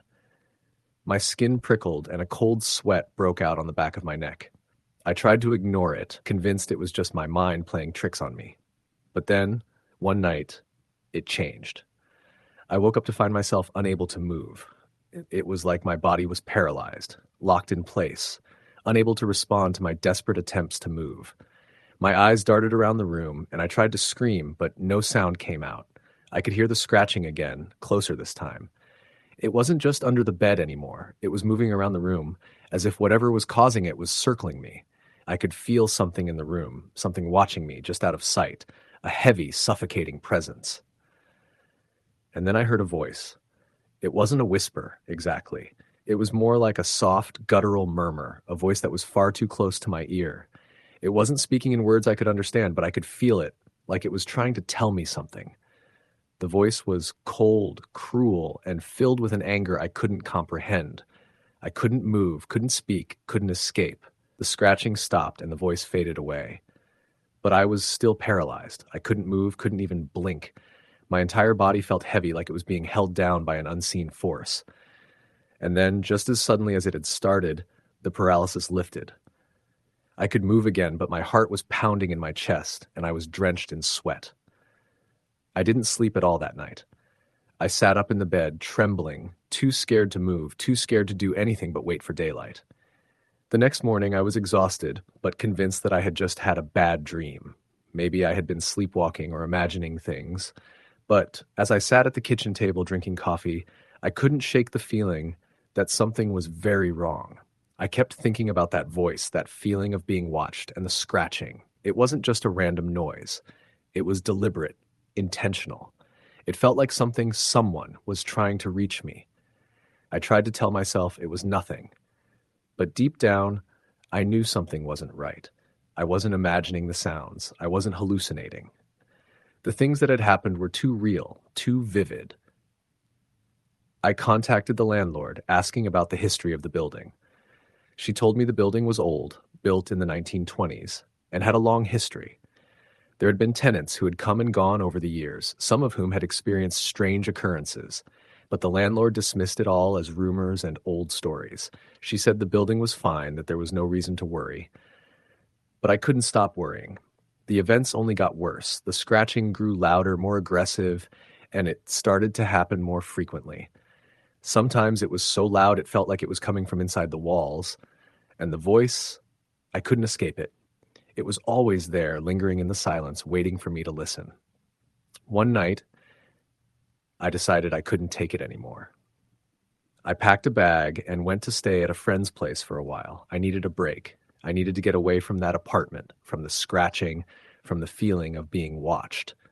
When I returned a few days later, I didn't go back into the bedroom. I slept on the couch in the living room, my eyes constantly darting to the hallway that led to my room. The scratching didn't stop, but now it seemed to be coming from everywhere. Under the bed, in the walls, the floors. It was like the whole apartment was alive, crawling with something I couldn't understand. The final straw came one night when I woke up to find something different. The bed frame, which I had moved away from the wall in an attempt to find whatever was causing the noise, was pushed back into place. And this time, there was something under the bed. I couldn't see what it was, but I could feel it. A presence. It was dark, oppressive, and thick with malice. I didn't dare look, didn't want to see what it was. But I knew. It was there, under the bed, watching me. I didn't stay another night in that apartment. I moved out the next day, leaving everything behind. I never went back. I don't know what was under that bed, what caused the scratching, or why it haunted me. All I know is that I never felt truly safe in that apartment. And when I finally left, I never looked back. Story the end. Story number 11. I had always thought I was a rational person. Raised in a household that valued logic and reason, I never bought into the supernatural. Ghosts, hauntings, things that go bump in the night, they were all just products of overactive imaginations or explanations we hadn't figured out yet. But that all changed the night I moved into my new apartment. It wasn't a glamorous place, just a small one-bedroom unit in a century-old building on the edge of town. It had a certain charm, though. High ceilings, large windows that looked out over the street, and hardwood floors that creaked underfoot. When I signed the lease, I was looking for something affordable, something that would give me space, time to myself. After a difficult breakup, I needed to start over, to be alone, to figure out who I was without anyone else's influence. The building itself had a history. The landlord, a middle-aged woman named Mrs. Cartwright, had mentioned in passing that the building was one of the oldest in the neighborhood, built in the early 1900s. She didn't seem to like talking about its past much, but when I asked, she simply said, "It's an old building, but it's solid. No need to worry about ghosts or anything like that." I had laughed it off, mostly because it seemed silly, but when you live in a building that old, you expect it to have some character, right? The kind of character that makes the floorboards creak at night and gives the air a musty smell. Nothing that should make you afraid, just a little eerie. The first few nights were uneventful. I didn't think much about the creaks of the wood beneath my feet or the way the wind seemed to whistle through the old windows. I was too busy settling in, unpacking boxes, and trying to make the place feel like home. But there was one thing I couldn't ignore. No matter how hard I tried, the sound of something moving underneath my bed. It started on the fourth night. At first, I thought it was just my imagination. After all, it was an old building, and old buildings made noises. But the sound was unmistakable, a faint, dragging noise, like something heavy being pulled across the floor beneath me. I tried to ignore it, turning over in bed and pulling the covers tighter around me. I convinced myself it was just the building settling. Maybe it was a rat or some other animal scurrying around in the walls. But as the sound continued, drag, scrape, I began to feel a creeping unease. I pulled my pillow over my head, trying to block it out. It didn't work. The sound kept going, persistent and steady. I couldn't help but wonder if I was the only one hearing it. Maybe my mind was just playing tricks on me, the stress of the move, the new environment, getting to me. But even as I tried to dismiss it, the sound grew louder, closer. I sat up, heart pounding, the sound still echoing in my ears. My breath was shallow as I glanced over at the clock. It was just past midnight. I swung my legs over the side of the bed, the cool air brushing against my bare feet. With a deep breath, I got to my feet, grabbed my phone for light, and shone it under the bed. Nothing. I was looking for any sign of what could be causing the noise. Maybe a piece of furniture had fallen or something had gotten stuck in the dust bunnies, but there was nothing, just the empty space beneath the bed. The flashlight illuminated the dark corners, but no rat, no creature, no strange object. I stood there for a moment, uncertain of what to do. The sound had stopped, but the unease lingered. I couldn't shake the feeling that something wasn't quite right. I crawled back into bed, still uneasy, but determined to get some sleep. It took a while, but eventually exhaustion won out, and I drifted off. The next night, the sound came again. This time, I wasn't as quick to dismiss it. The dragging noise was more pronounced, and it seemed to come from deeper within the floorboards, as if whatever was making it was stuck just beneath the surface. My heart rate quickened as I lay there, wide awake, listening to the scraping sound getting louder and closer. I could hear it dragging itself in a slow, deliberate motion, as if whatever was under the bed was aware of my presence. I didn't get out of bed this time. I was too afraid. My mind raced, but my body refused to move. The fear was overwhelming. I told myself it was just the house settling again, but even as I thought it, I knew it wasn't true. The scraping wasn't natural. It was too precise, too controlled. The night passed slowly, and the sound continued on and off, until finally, as the first light of dawn began to creep in through the curtains, it stopped. I didn't sleep much that night, and when I finally did, it was only for a few hours. When I woke up, the sun was high in the sky, and the apartment felt strangely quiet. The sound was gone, but the feeling that something was wrong still lingered. I didn't tell anyone about it. Who would believe me? It sounded ridiculous, even to me. So, I went on with my day, trying to convince myself that I was just adjusting to the new apartment, that the noises were nothing more than the house settling. But deep down, I knew I couldn't ignore it anymore.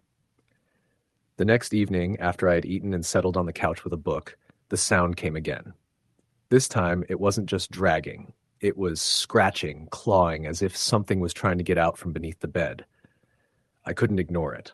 I had to know what it was. I grabbed my flashlight and crawled to the edge of the bed. Slowly, I moved the blanket aside and shone the light beneath. What I saw made my blood run cold.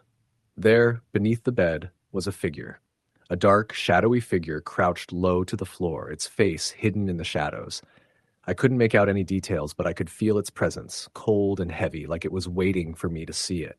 The figure didn't move. It just sat there watching me. And then, without warning, it reached out a long, thin hand, its fingers stretching toward me. I screamed and jumped back, knocking over my nightstand in the process. My heart raced and my breath came in short gasps. I didn't know what to do. I didn't know what I had just seen, but I knew it wasn't something I could explain away. I ran out of the room, my mind in a frenzy. I didn't care if I looked crazy. This wasn't normal. This wasn't something I could just chalk up to imagination. That thing under the bed, it was real. That night, I called Mrs. Cartwright. My hands shook as I explained what had happened. She listened quietly, then, after a long pause, told me something that sent chills down my spine.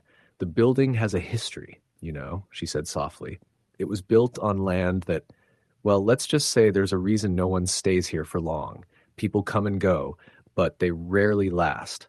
There's something in the walls, something that doesn't want to let go." I didn't sleep that night. I couldn't. Every time I closed my eyes, I could see that figure, its fingers stretching toward me, its presence cold and suffocating. I didn't know what to do or where to go, but I knew I couldn't stay in that apartment. Not anymore. The next morning, I packed up as much as I could in a hurry. I didn't care about the lease or the cost of breaking it. I needed to get out. I called a friend to help me move my things, and by the afternoon, I was gone. I never went back to that apartment. I never even went back to the building. I couldn't. Whatever was under that bed, whatever I had seen, I wasn't willing to face it again. The apartment still sits there, empty and quiet. No one has moved in since I left, and I wonder if anyone ever will. Story the end. Story number 12. I had been living in my new apartment for almost a month when I first noticed something strange. I had just moved into a 2-bedroom unit on the outskirts of the city. The building wasn't exactly new, but it wasn't old enough to be considered a historic landmark either. It was the kind of place that had decent rent and an even better location. Quiet, away from the hustle of the main roads, yet close enough to be convenient. The neighbors were mostly older people, and the atmosphere felt strangely serene. Everything seemed normal, at least at first. My apartment was cozy, with a small living room, a kitchen I barely used, and a bedroom that had just enough space for my bed and a dresser. The previous tenants had left the place in good condition, and I was happy with the bare bones of it all. I didn't mind the thin walls or the faint, musty smell in the hallways. I was just grateful to have a place to call my own again after a few months of couch surfing. The first week went by smoothly. I spent my days at work, came home in the evenings, and spent my nights either reading or binge-watching shows on Netflix. My only real company was my cat, Felix, who was a bit of an oddball. He would dart around the apartment in spurts, chasing invisible prey or stare off into space as if he was watching something only he could see. But I chalked that up to typical cat behavior. Then, on the second Friday night, things started to change. I had been lying in bed reading when I heard a faint sound, like a soft tapping or scratching coming from underneath the bed. It was so subtle that at first I thought it was just the house settling. But as the sound continued, I started to feel uneasy. I set my book aside and listened carefully. The tapping was rhythmic, almost deliberate. It wasn't coming from the walls or the pipes like the usual creaks and groans of an old building. It was directly underneath me. Felix was curled up at the foot of the bed, oblivious to the noise, but I couldn't shake the feeling that something was wrong. I slowly swung my legs off the bed and knelt down to peer underneath. Nothing. I sighed, feeling foolish, and stood back up. It had probably been a mouse or some other critter making its way through the space beneath the floorboards. Maybe a loose piece of wood had shifted. I was trying to rationalize it, but deep down, something still nagged at me. I turned off the lamp and tried to sleep, but I couldn't shake the unsettling feeling that I wasn't alone in the room.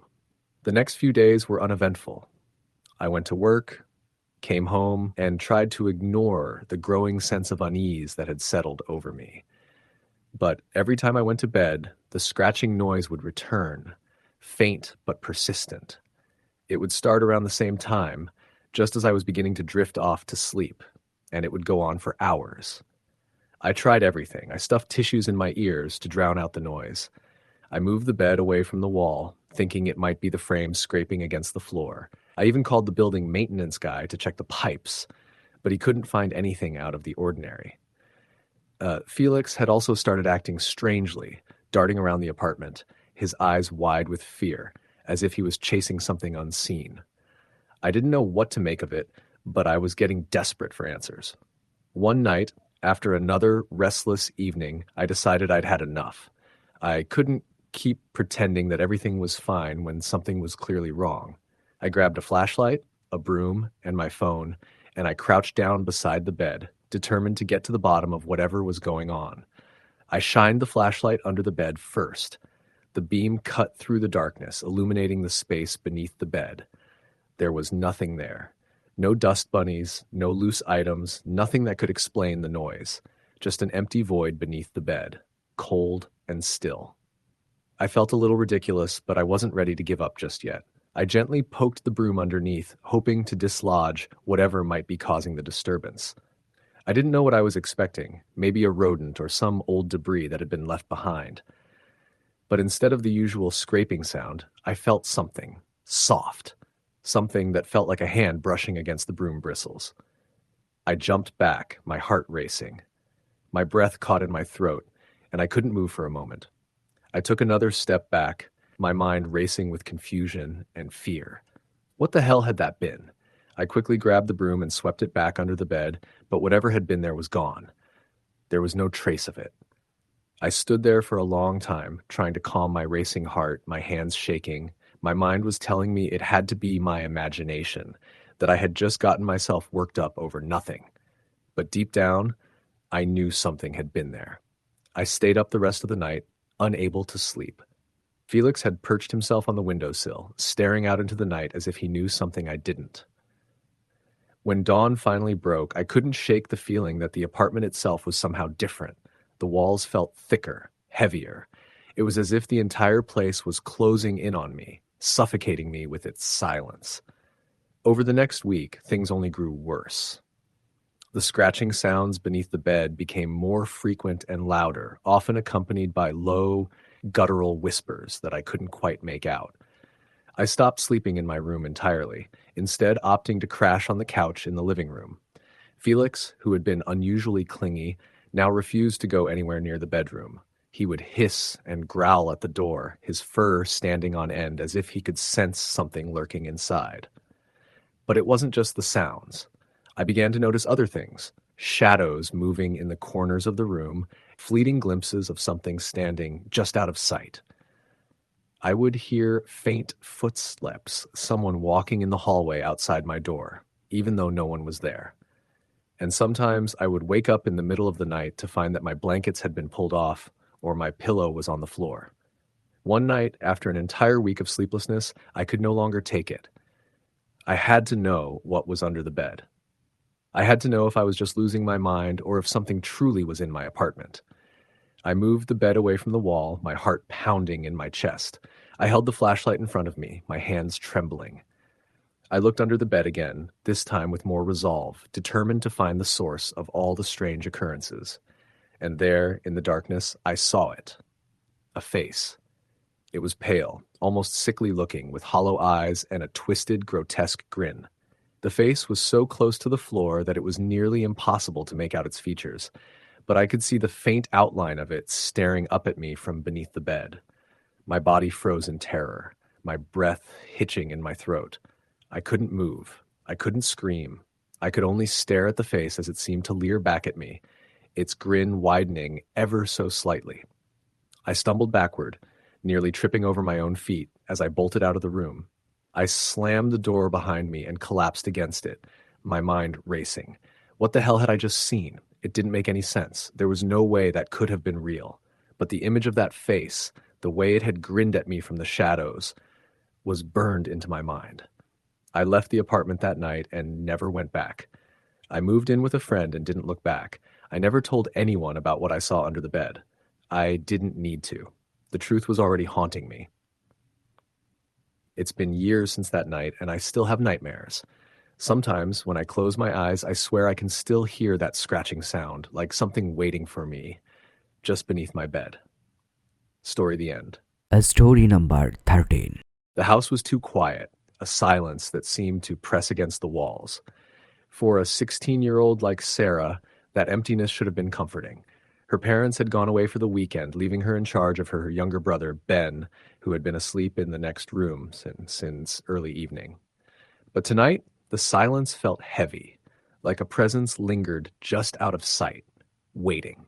It was after midnight when Sarah first noticed it, the subtle scratching sound that seemed to come from the floor beneath her bed.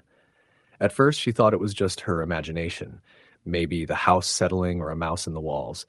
But when the sound persisted, she sat up, straining her ears. The scratching continued, rhythmic and deliberate, like something small, sharp claws scraping against wood. Her heart began to race. The noise wasn't right. It wasn't natural. Sarah's mind flashed back to stories her grandmother had told her about the house, how it was once a century-old farmhouse with many owners, and how rumors of strange occurrences had surrounded it for years. Old houses have memories, her grandmother had said, a knowing look in her eyes. Sarah always thought it was nonsense, ghost stories to scare kids. But as the noise continued, her skepticism began to fade. She took a deep breath and slowly swung her legs off the bed, her bare feet touching the cold wooden floor. The room was dark except for the faint glow of moonlight streaming through the curtains. She grabbed her phone from the nightstand and turned on the flashlight. The bright beam of light cut through the dark, illuminating the space beneath the bed. Nothing. She sighed in relief, telling herself it was just her nerves. It had to be the wind or the house settling. But as she stood up to turn off the light, she heard it again, louder this time, unmistakable. A soft thud followed by a dragging sound, as though something or someone was moving under the bed. Her blood ran cold. No longer willing to dismiss the sound, Sarah knelt beside the bed, shining the flashlight underneath. The beam flickered briefly before casting a dim light on the floorboards. Empty. There was nothing but dust and a couple of old shoes that had been shoved there months ago. Her breathing slowed, but her mind raced. She was imagining things. Maybe the house's old pipes were acting up, making strange noises in the walls. But just as she was about to pull away and crawl back into bed, she heard it again. The dragging sound. It was louder now, closer, as if something had moved slightly under the bed. Her fingers trembled as they gripped the flashlight. She shone the light further under the bed, trying to focus on the shadows. The beam swept across the wooden floor, but still nothing. No movement. No sign of anything that could make that sound. She let out a nervous laugh, trying to reassure herself. "Just the house," she muttered, standing up. "Get a grip, Sarah." But as she turned to climb back into bed, she saw something out of the corner of her eye. A shape, dark and low to the ground, shifting beneath the bed, just on the edge of the light's reach. She froze, the hair on the back of her neck standing up. Her pulse quickened. She turned the flashlight back toward the spot, but there was nothing there, only shadows. But then it happened again, a faint scuffling sound, followed by a low whisper, almost inaudible but unmistakable. It wasn't her imagination. Something was definitely under her bed. Her heart hammered in her chest as she backed away from the bed, her mind racing for an explanation. "It's just Ben playing a prank," she told herself. But when she glanced over at Ben's room, she could see the door was shut. He was still asleep, or at least she hoped he was.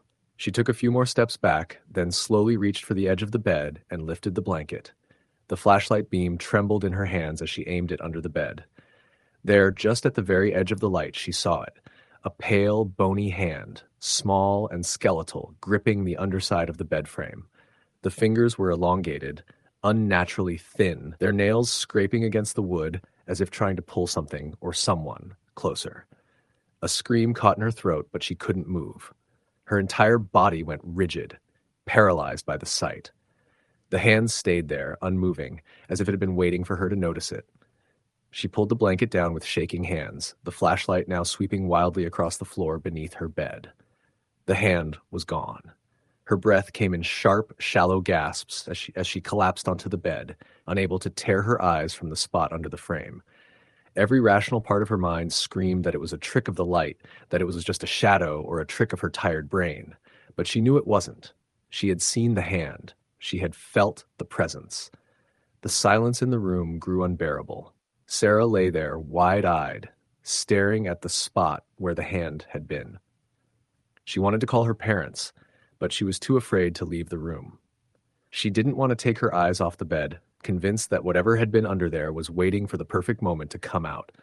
Minutes stretched into hours, and still she didn't move. Her body felt heavy with fear, and the silence was deafening. The house creaked and groaned around her, but that was the least of her worries. It was the feeling of something unseen, something lurking just below the surface, that kept her paralyzed. When the first light of dawn finally crept through the curtains, she cautiously slid out of bed. The house seemed normal again, but she could still feel the coldness that had settled over the room. Her heart thudded in her chest as she approached the bed once more, flashlight in hand. She hesitated for a moment before slowly crouching down and lifting the blanket. Nothing. She scanned the floor, every corner of the room, but there was no sign of anything unusual. The hand was gone. The bed frame was empty. She let out a long, shaky breath, her mind struggling to reconcile what she had seen with what she was now seeing. The rest of the day passed in a blur. Sarah couldn't shake the feeling that something was watching her. Every little noise, every creak of the floorboards sent her heart racing. She tried to push it all out of her mind, telling herself it was just stress, that she was imagining things. But deep down, she knew better. That night, she was determined to sleep.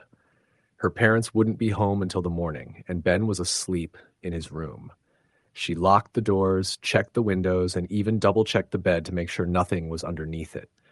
As she crawled into bed, she pulled the covers tightly around herself, willing herself to sleep. But the house remained unnervingly quiet. She lay there, wide awake, staring at the ceiling, her mind racing. She kept imagining that the scraping sounds would start again, that the hand would reappear, and that it would crawl its way out from beneath the bed to grab her. Every small noise made her jump, but still, the silence remained. Hours passed, and she felt herself drifting into a restless sleep, her mind tangled with anxiety. But then in the darkness, she heard it. The scraping. It started faintly, just a whisper of movement under the bed, but it was enough to send a jolt of panic through her. This time, Sarah didn't hesitate. She sat up in bed, her body trembling. The sound grew louder, closer, more distinct.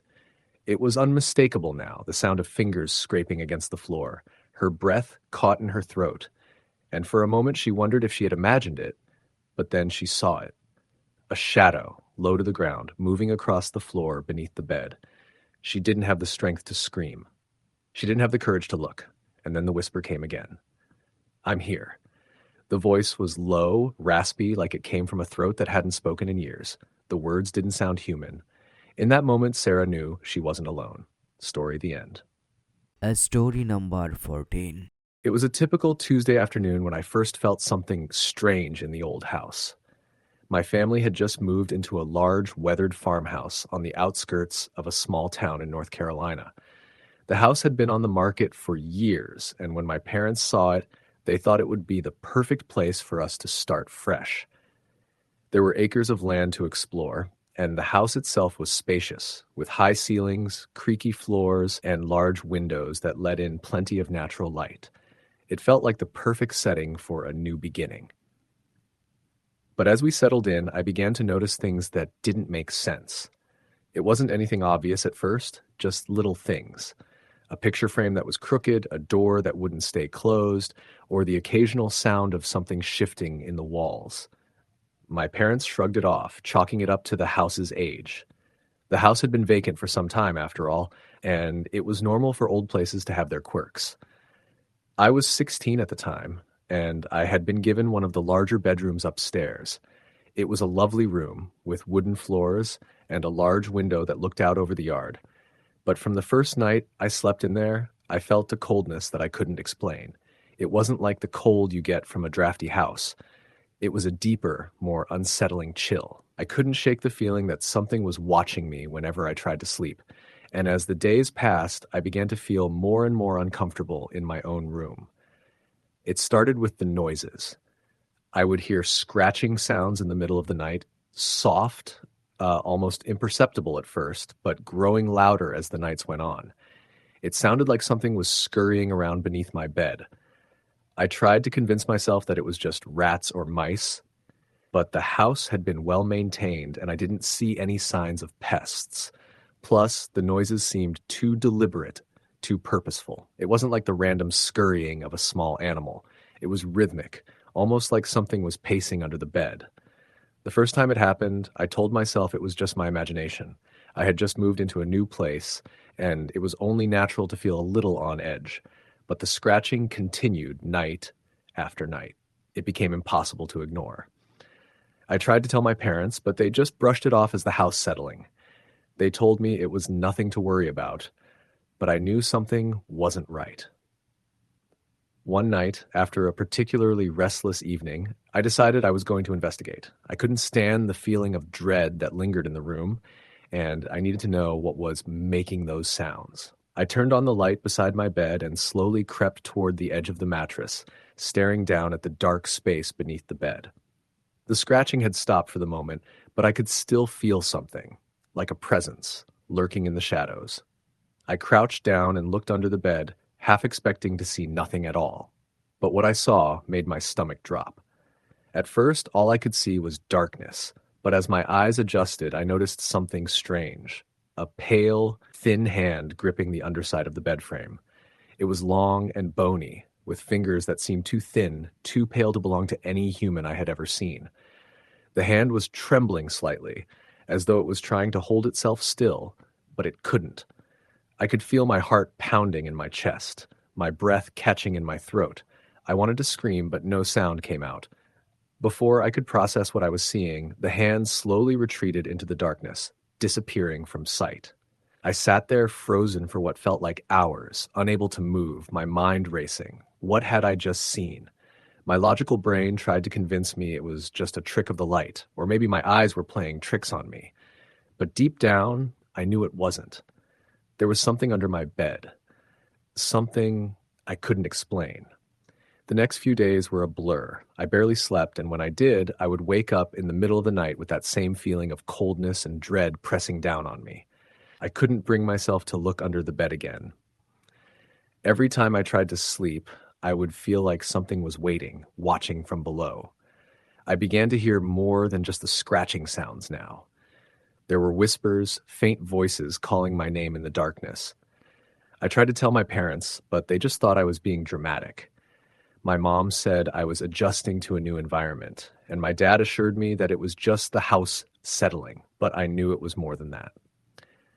One afternoon, I decided to take matters into my own hands. I went to the local library and asked about the house. I had to know if anyone had ever reported strange occurrences or if there was something about the property's history that could explain what I was experiencing. The librarian, an older woman named Mrs. Cunningham, was hesitant at first, but eventually she opened up. She told me the house had a dark history, one that the town had long tried to forget. The house had originally belonged to the Barrett family, who had lived there for generations. According to Mrs. Cunningham, the family had experienced a series of tragedies, all linked to strange occurrences in the house. The last member of the Barrett family to live there was a young woman named Mary, who had gone missing under mysterious circumstances. Some people believed she had run away, but others whispered that something far more sinister had happened. Mary had been known to be a quiet, introspective woman, and she had often spent hours in her room, refusing to talk to anyone. The rumors were that she had become obsessed with something she had found in the attic, some sort of old, dusty book that no one had ever seen before. After Mary disappeared, the house was abandoned for years. No one ever found out what happened to her, and the property remained empty, shrouded in mystery. But it was also said to be haunted. Mrs. Cunningham told me that several people who had lived there since the Barretts had reported strange noises and feelings of being watched, just like I had. Some even claimed to have seen strange figures in the windows or heard whispers late at night. I couldn't believe what I was hearing. It was as if the house had been waiting for me, as if something had been calling to me from the moment I stepped inside. That night, I couldn't shake the feeling of unease that washed over me. I knew I had to face whatever was under the bed, whatever was making those noises. I had to know if it was real. So I armed myself with a flashlight and slowly approached the bed. My hands were trembling, but I forced myself to kneel down and look under the bed again. This time, I was determined to face whatever was lurking in the shadows. At first, I saw nothing. The space beneath the bed was empty, save for dust and a few forgotten toys from when the house was last lived in.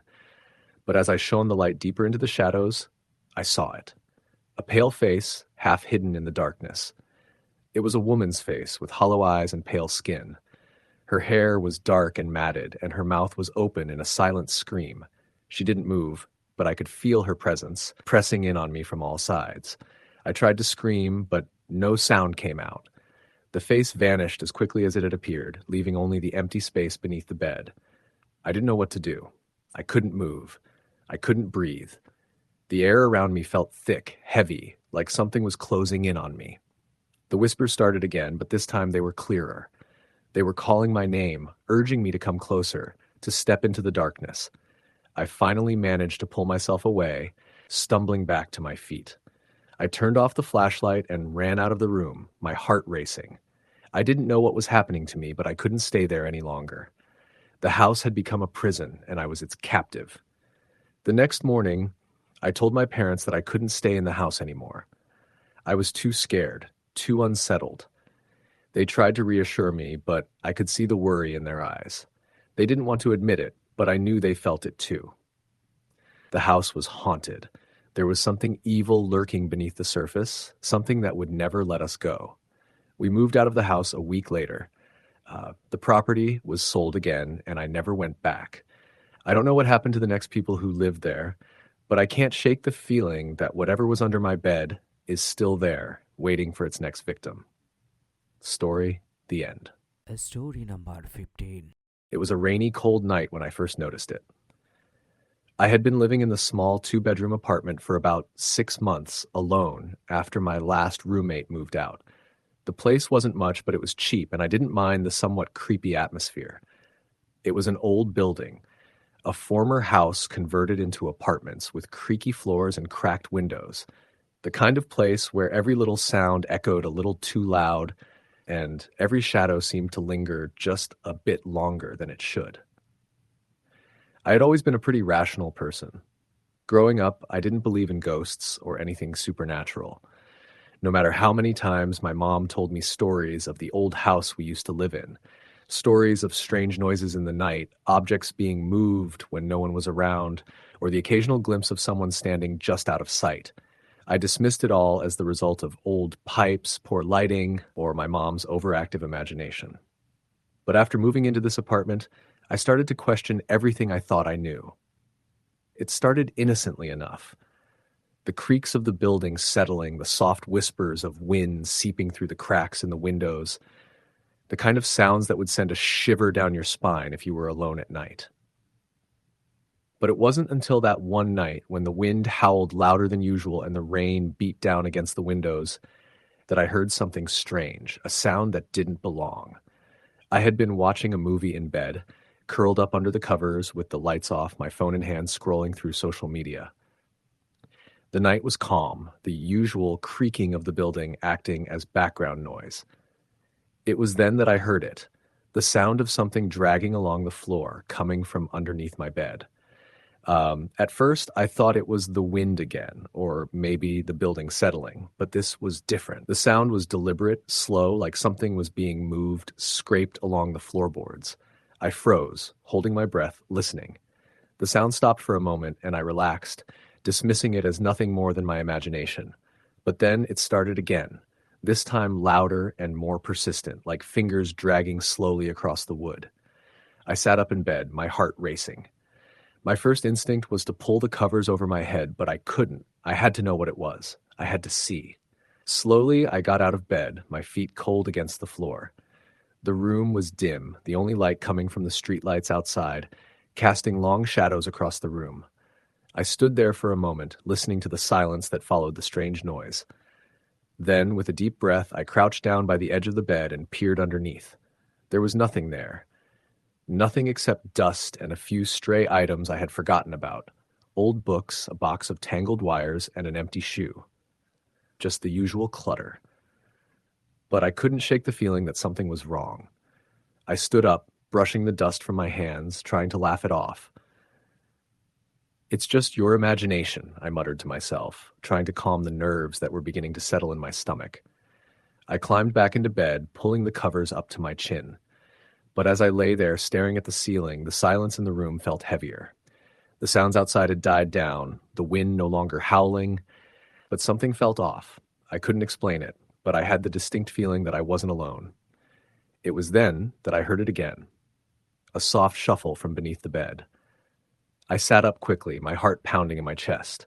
This time the sound was clearer, sharper, like something or someone was moving around down there. I didn't dare look. I couldn't. The thought of what might be lurking under the bed, just out of sight, made my blood run cold. I told myself it was just the building settling again, or maybe an animal had gotten inside. But deep down, I knew I was lying to myself. I couldn't sleep that night. Every time I closed my eyes, I could hear the scraping sound, followed by the faintest whisper of movement. It seemed to come from just under my bed, like something or someone was hiding there, waiting. I tried to tell myself it was nothing, but the fear was too strong. Every little creak of the floorboards, every gust of wind outside made me jump. I lay there, awake, for hours, my heart racing, my mind imagining all the worst possibilities. By morning, the sounds had stopped and the apartment seemed normal again. I tried to shake off the events of the night, telling myself it was just my overactive imagination. Maybe I was just tired or stressed.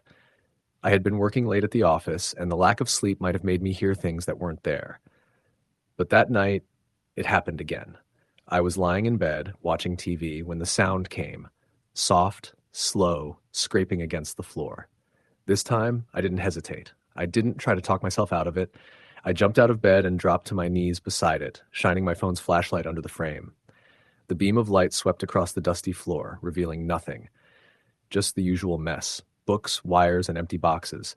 But the air felt colder somehow, heavier, like something was lurking just out of sight.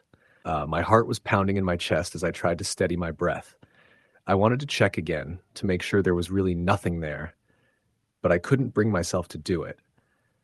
The thought of looking under the bed again terrified me. What if something was really there this time? What if I saw something I wasn't supposed to? I pulled myself back up onto the bed and hugged the covers tightly around me, trying to force myself to sleep. But sleep wouldn't come. Every little noise, every shift of the floorboards made my heart race again. And then, just as I thought I might drift off, I heard it once more.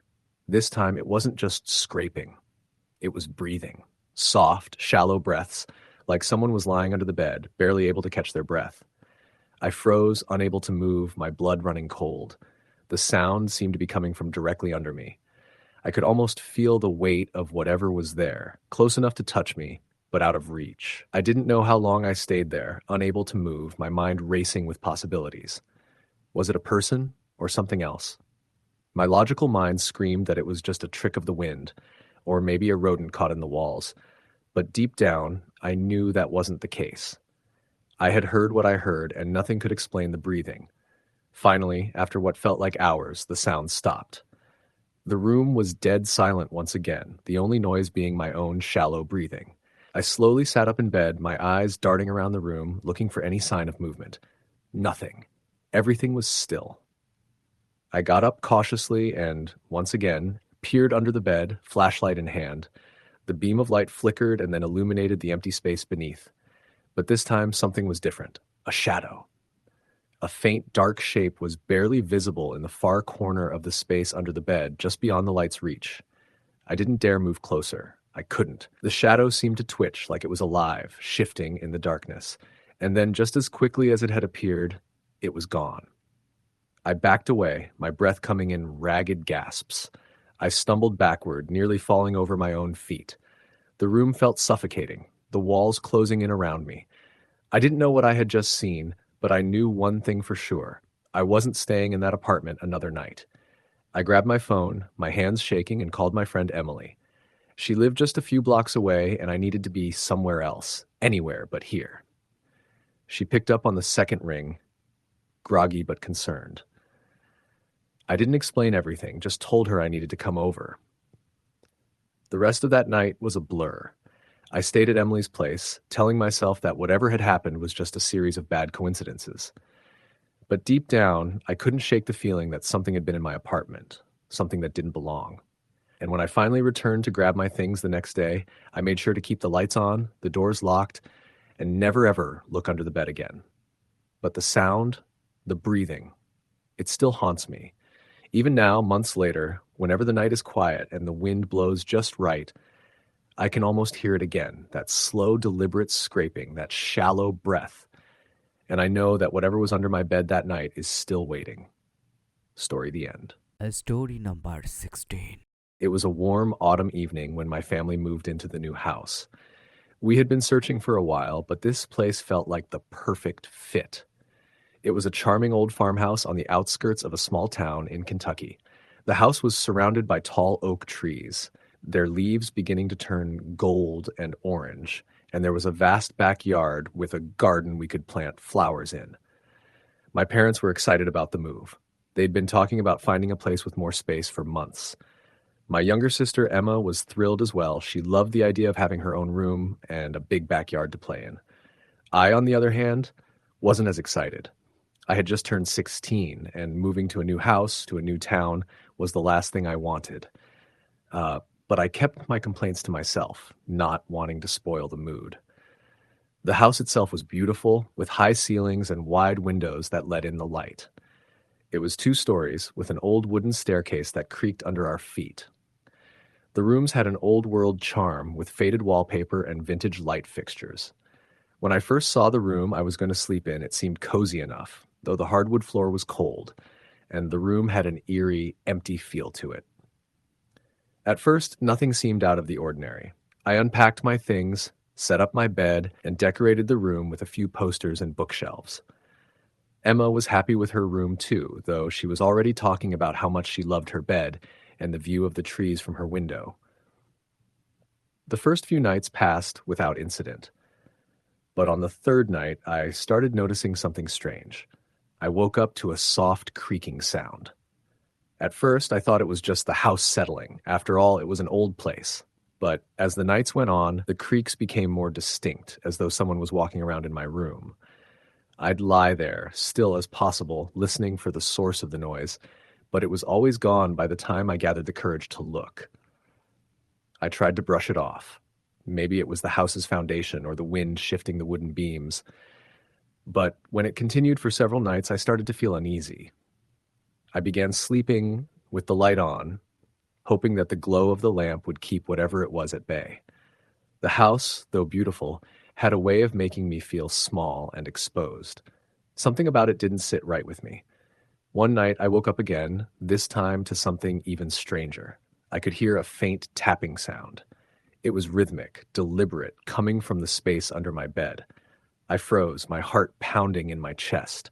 The sound continued, each tap making the hairs on my neck stand up. It wasn't a random noise. It was too purposeful, too precise. I slowly turned to look over the side of my bed. Nothing. The floor was dark, and my blanket had shifted slightly, but I could still hear the tapping. It was coming from under the bed. I immediately sat up, my pulse quickening. I had to know what it was. I leaned over the side of the bed and tried to peer into the darkness beneath. Nothing was there, but the tapping had stopped. I turned on the lamp beside my bed, the light flickering as it struggled to brighten the dark corner. But the room was empty. I thought maybe I was just imagining things. I told myself it was just the house making odd noises. But I couldn't shake the feeling that something was watching me from beneath the bed. The next night, I couldn't sleep. I kept my eyes fixed on the shadows under my bed, waiting for the tapping to begin again. Hours passed, but nothing happened. I finally drifted off to sleep, exhausted from the stress of worrying over nothing. But the 3rd night was different. I had just closed my eyes when I felt it, a cold breath against my leg. I shot up in bed, looking around wildly. My blanket had shifted again, and the cold sensation lingered, like something had brushed against me. My heartbeat was so loud in my ears that it drowned out any other sound. I pulled my knees to my chest, my mind racing with every possible explanation. I knew I had to look. This wasn't just my imagination anymore. I slowly stood up and walked to the edge of the bed. There was no noise, no movement, just the stillness of the room. I bent down, cautiously peering under the bed. And there it was, a pale skeletal hand, fingers long and thin, wrapped around the leg of the bed frame. It was so cold, so unnatural that I froze. The fingers twitched, and I could feel the blood drain from my face. My body was rigid with fear, my mouth dry as I backed away slowly. I didn't know what to do. My first instinct was to scream, but I couldn't find my voice. I turned to run, but something stopped me. The hand, still gripping the bed frame, began to pull itself backward, as if something beneath the bed was dragging it deeper into the shadows. I was paralyzed, watching in horror as the hand disappeared completely. That night, I didn't sleep. I spent hours huddled in the corner of the room, my back against the wall, trying to convince myself that I had imagined the whole thing. But I couldn't deny what I had seen. The next day, I told my parents. I wasn't sure what I expected from them, but my dad just nodded and said, "It's an old house. Houses make noises." My mom seemed concerned, but she chalked it up to stress from the move. They promised me they'd have the house checked out for any possible issues, but I could tell they didn't take it seriously. I didn't know what to do. I felt like I was losing my mind. That night, I didn't even attempt to sleep in my own room. I stayed in the living room, curled up on the couch with the lights on. I couldn't bear the thought of going back to that room, back to the bed. The tapping, the cold breath, the hand, I couldn't forget it. But as time passed, it didn't get better. It got worse. Emma started having nightmares. She would wake up in the middle of the night, crying and calling for me. She'd say the same thing every time. "There's something under the bed." She'd tell me about the whispers she heard in the dark, the feeling of something moving just out of sight. At first, I thought she was just scared of the dark, but after hearing her describe what she'd experienced, I knew she was seeing and hearing the same things I had. I couldn't keep it to myself anymore. I started researching the house, trying to find out if anyone had ever reported strange happenings. That's when I found it. The house had been built over a century ago, and there were rumors of a family that had lived there long ago. They had all died under mysterious circumstances, the details of which were never fully known. The house had stood empty for years before it was sold to my parents. People in town talked about it, though no one dared say much. I tried to tell my parents about what I had found, but they dismissed it. They refused to believe that there was anything sinister about the house, but I couldn't shake the feeling that something was terribly wrong. The following week, after another restless night, I decided I had to do something. I couldn't stay there any longer. I couldn't live in a house where something was hiding beneath my bed, where I could feel its presence in the shadows. I confronted my parents again. I begged them to leave, to find somewhere else to live, but they wouldn't hear of it. My dad thought I was being dramatic, and my mom just gave me a sad look, as if she didn't know how to help me. That night, I went to bed knowing it would be my last night in that house.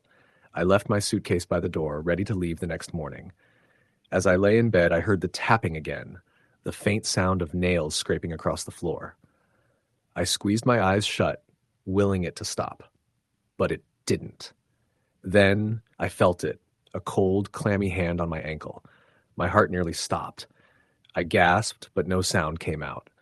The hand tightened its grip, pulling me closer to the edge of the bed. I tried to scream, but the air around me was thick and suffocating.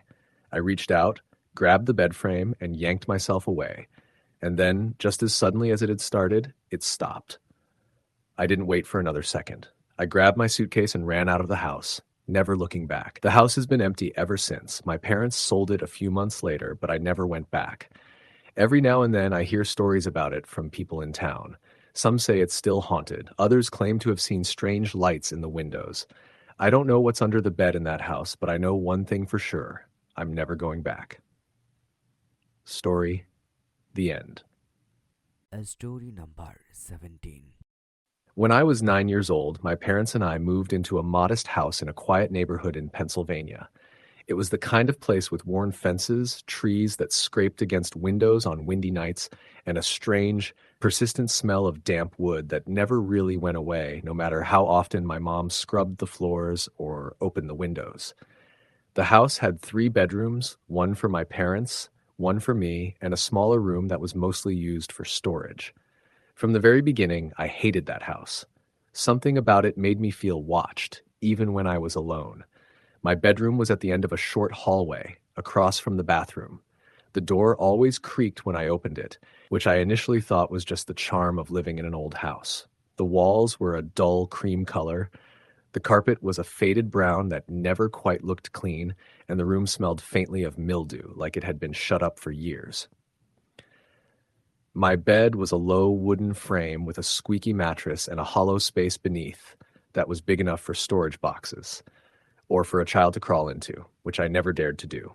From the very first night, I couldn't sleep well. I'd lay in bed and feel the house settle around me. But more than that, I began to feel like something was under my bed. It started subtly. The first time I thought I heard a soft shifting beneath me as I lay staring up at the popcorn ceiling. It was just a whisper of movement, so faint I wasn't even sure it was real. But it happened again the next night. And again. Sometimes it sounded like breathing. A slow, quiet inhaling and exhaling that didn't match my own. I tried to tell my parents, but they laughed it off, telling me it was the pipes or maybe a squirrel on the roof. My dad even got down on his hands and knees and looked under the bed with a flashlight one night just to prove there was nothing there. "See? Clean as a whistle," he said, even though there was a thick layer of dust and some old building materials that must have been left by the previous owner. But I knew something was wrong. I started sleeping curled up in the middle of the bed, as far from the edge as possible. I stopped letting my arms or legs hang over the side.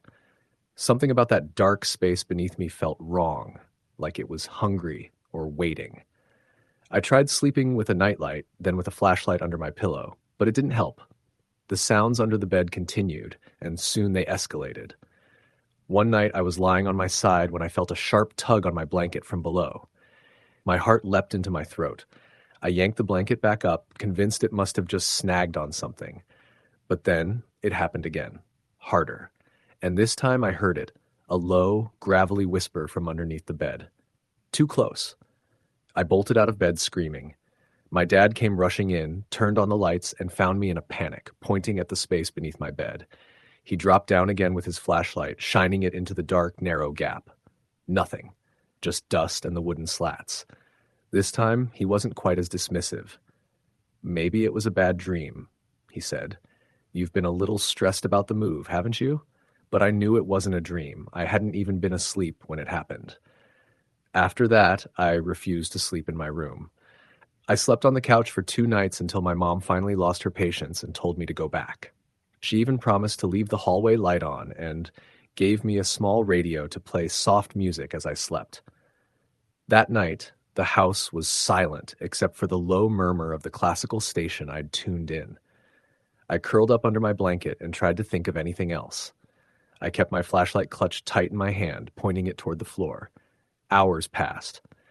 I must have dozed off eventually, because I woke up to the radio hissing with static. The music had stopped. The hallway light was out, and I wasn't alone. I could feel the presence under the bed. It wasn't just a noise this time. It was a coldness, a weight, like something foul was pressing up from below, threatening to rise through the mattress. I didn't move. I couldn't move. Every part of my body felt frozen with terror. And then I heard the voice again, louder now and closer. "Come down here." The mattress creaked beneath me as something shifted under the bed. The voice was accompanied by a dragging sound, like nails scraping slowly across wood. I thought I was going to pass out. I was crying silently, praying that my parents would hear something, that someone would come save me. Then, without warning, something touched the bottom of the mattress. A slow press, like fingers pushing upward, followed by a soft tapping. Tap, tap, tap, right under where my head rested. I screamed and threw myself off the bed, bolting from the room. My parents met me halfway down the hallway. I was incoherent, sobbing, telling them it was under the bed. My dad stormed into the room and flipped the mattress over. Nothing. No signs of anything unusual. After that, my mom finally believed something was wrong. Not with the house, necessarily, but with me. They took me to a child psychologist. I went through therapy. I was given sleeping pills. None of it helped. I still couldn't sleep in that room. Even when I was in the living room, I'd lie awake, listening, convinced I would hear it crawling out, dragging its broken limbs toward me down the hallway. It got worse before it got better. One night, my mom decided to sleep in my room with me to prove it was all in my head. She made up a bedroll on the floor beside me, and we both laid down together. For a while, it was comforting. She read to me from a book, told me it would be okay. Then, in the middle of the night, I woke to the sound of her screaming. She had been dragged halfway under the bed. Her legs flailed as she clawed at the carpet, her face pale with panic. I lunged forward and grabbed her arms, screaming for my dad. Together, we pulled her out. She had bruises on her ankles and scratches along her calves, thin and deep like claw marks. She couldn't explain what happened. She just said she felt something grip her and start to pull, hard and fast, like it wanted to drag her into the floor.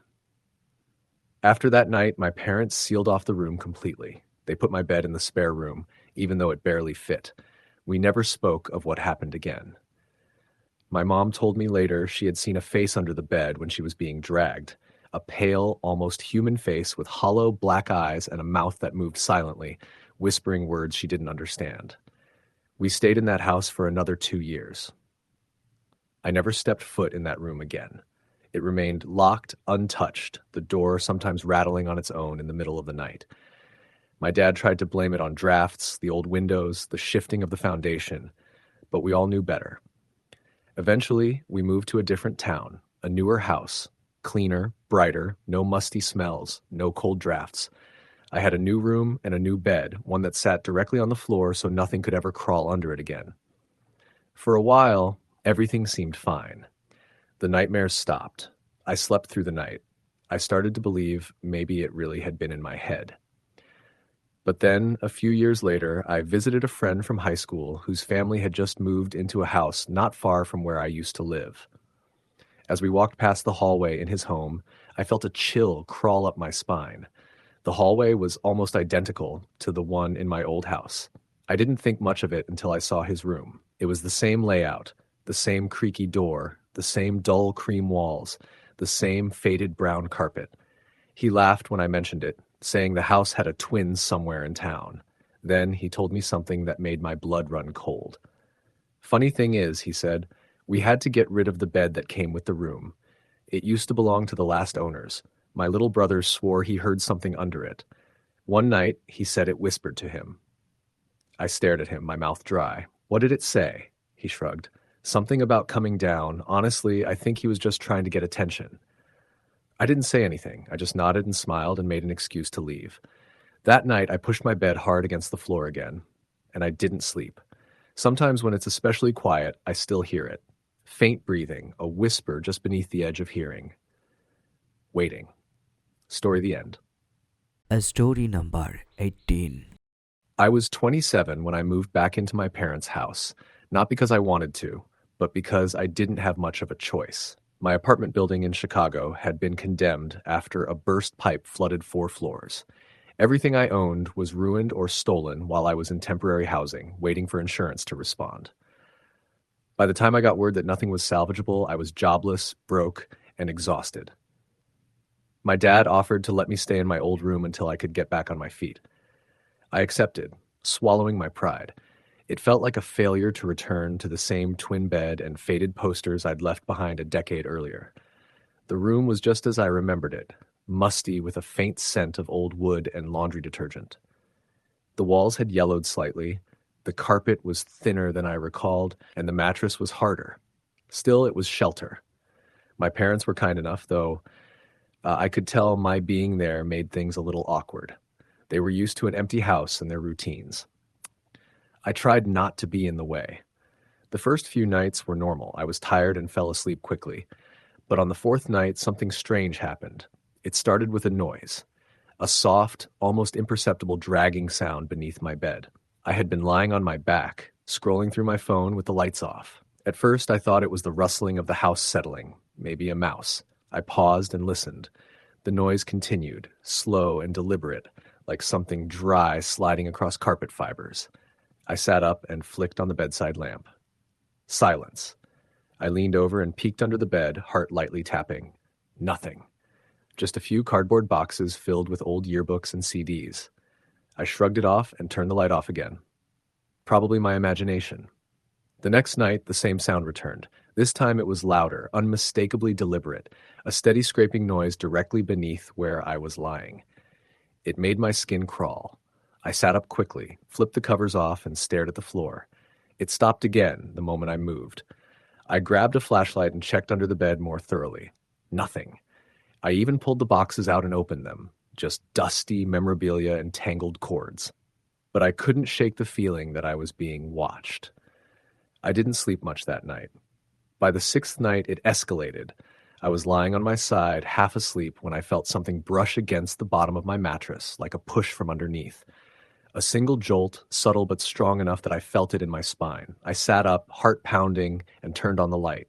Again, nothing. I considered telling my parents, but what would I even say?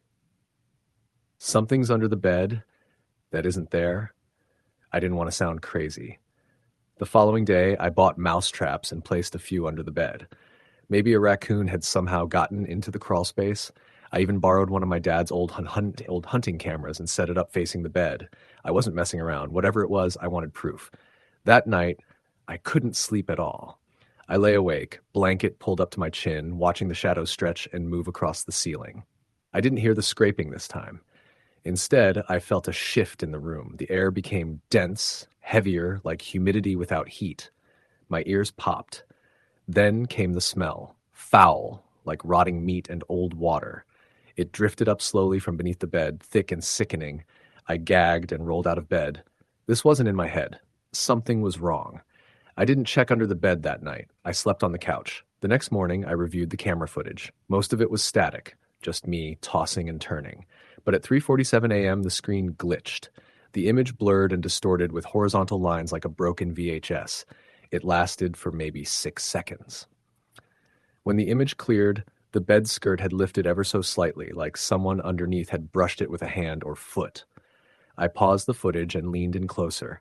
I thought I saw something. 2 eyes reflecting the infrared light, low to the floor. But they vanished as soon as I tried to zoom. I deleted the footage. I don't know why.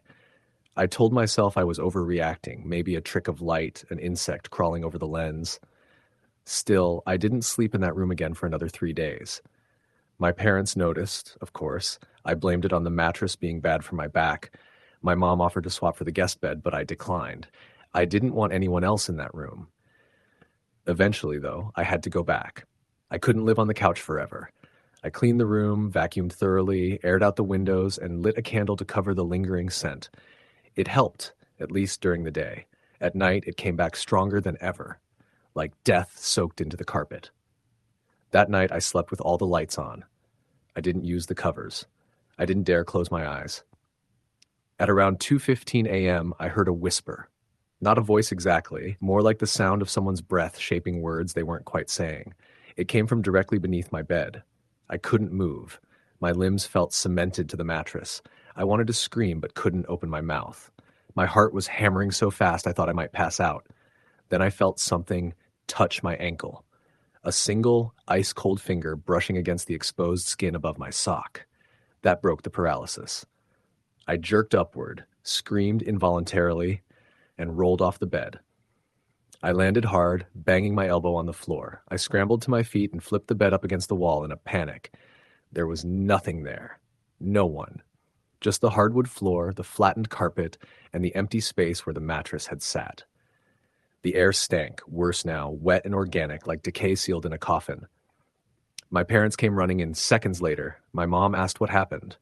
I told her the truth. Something touched me. Something was under the bed. She looked at me with that wide-eyed maternal concern that barely hid a deeper unease. My dad pulled the bed frame apart, checked the vents, the walls, even went outside to make sure no animals had burrowed in. Nothing. Still, they believed me enough to let me sleep in the guest room. That room was fine. Peaceful, even. I started to feel like myself again. I got a temp job at a print shop downtown, started saving money. I even considered moving back out. But one night, after a late shift, I came home and found my bedroom door wide open. No one had been in there. I asked my parents, and they both denied touching it. I had left it shut tight. Inside, the room was cold. The bed, which had been left bare after I moved to the guest room, now had the sheets back on, folded, as if waiting for me. And the smell, it was unbearable now, like something dead had been stuffed under the floorboards. My dad searched again, ripped up a corner of the carpet. Nothing. No mold, no rot, but the smell was undeniable. I tried to sleep in the guest room that night, but I couldn't. I felt watched, even there, like whatever had been in the other room had followed me. I kept waking up with the feeling that someone was standing just behind me, just out of view. Then came the dreams. I started dreaming of the old room again, but not as it was. It appeared decayed in my sleep, walls blackened with mold, the carpet wet and spongy, the bed frame rusted, and always, beneath the bed, something moved. I never saw its full form, only glimpses. A pale, knotted arm reaching out, fingernails black and curled, skin stretched too thin. Sometimes I saw a face peering out from under the frame, eyes completely white, mouth too wide, like a grin carved into flesh. The dreams became nightly. I woke each morning feeling weaker, like something was draining me. One morning I noticed scratch marks on the floor of the guest room. Thin, shallow lines starting at the base of the bed and trailing toward the wall. I stared at them for a long time, heart in my throat. That night, I moved into a motel. It was cheap, dusty, and smelled like cigarette ash, but it felt safer. I planned to stay there until I could move out completely. 3 days later, I got a call from my mom. She sounded shaken. She told me my dad had gone into my old room to fix a loose socket. When he pulled the bed away from the wall, he found deep scratches on the floor, like something had been clawing its way out from underneath. He didn't say much, just pushed the bed out into the garage and locked the door. My mom asked me quietly if I had ever seen anything in there. I said yes. Then she told me something that made my blood run cold. Back when I was a kid, maybe 5 or 6, I had recurring night terrors. I would scream in the middle of the night, saying there was a man under the bed trying to grab me. I didn't remember this, but she said it happened dozens of times. Eventually, they took me to a child therapist who said I was just reacting to stress. I stopped having them after they bought a new mattress and moved my room to the other side of the house. She thought it was just a phase, a kid's imagination. But after what I'd told her now, she wasn't so sure anymore. I've never gone back to that house. I moved into a new apartment 6 weeks later. Different city. I threw away every piece of furniture I had owned before, even clothes. I couldn't bring myself to risk bringing anything with me. Still, sometimes at night I wake up to that same feeling, that thick, unnatural pressure in the room, like something is just beneath me, breathing slowly, waiting. I keep my mattress on the floor now, just in case. Story the end. Story number 19. When I was 8 years old, my family moved into a 2-story house on a quiet street in Pennsylvania. It was old, almost 100 years, my parents said, but solid, with wood floors that creaked under every step and heavy doors that groaned when you pushed them open. I remember the first time I walked into my bedroom. It was small, tucked away at the end of the hall upstairs, with one window that looked out over the backyard and a short, low bed pushed up against the far wall. My dad helped me move my things in that day, and I remember him joking about monsters under the bed as he slid the wooden frame into place. I laughed, even though something about that room made the hair on my arms stand up. I didn't tell him that. I didn't want to sound like a baby. The first few nights were normal. I'd lie in bed, staring at the shadows from the tree branches outside swaying on the ceiling, listening to the occasional creak of the floorboards or the wind outside. But by the end of the first week, something changed. It started with sounds. Not the old house kind of sounds either. These were different. At night, just after I turned off the lamp beside my bed, I'd hear whispering. At first, I thought it was my sister talking in her sleep. Her room was across the hall, and the walls were thin. But when I listened closer, it wasn't her voice. It wasn't even one voice. It was like a low murmur of several people speaking at once, just soft enough that I couldn't make out the words. The sound always seemed to come from beneath me, from under the bed. I told my parents, of course. My mom said I had an active imagination and that it was probably just the old house settling. My dad teased me again about the monster under the bed and even got down on his knees to show me there was nothing there. He lifted the bed skirt and shined a flashlight around, nothing but the wooden floor and some of my toys pushed against the wall. I started sleeping with the light on after that. The whispers didn't stop. They got louder. One night, about 2 weeks after we moved in, I woke up around 3 a.m. I couldn't move. I could open my eyes, I could breathe, but my body felt like it was made of stone. My arms, my legs, everything was paralyzed. I lay there, staring at the ceiling fan spinning slowly above me, feeling like something was horribly wrong.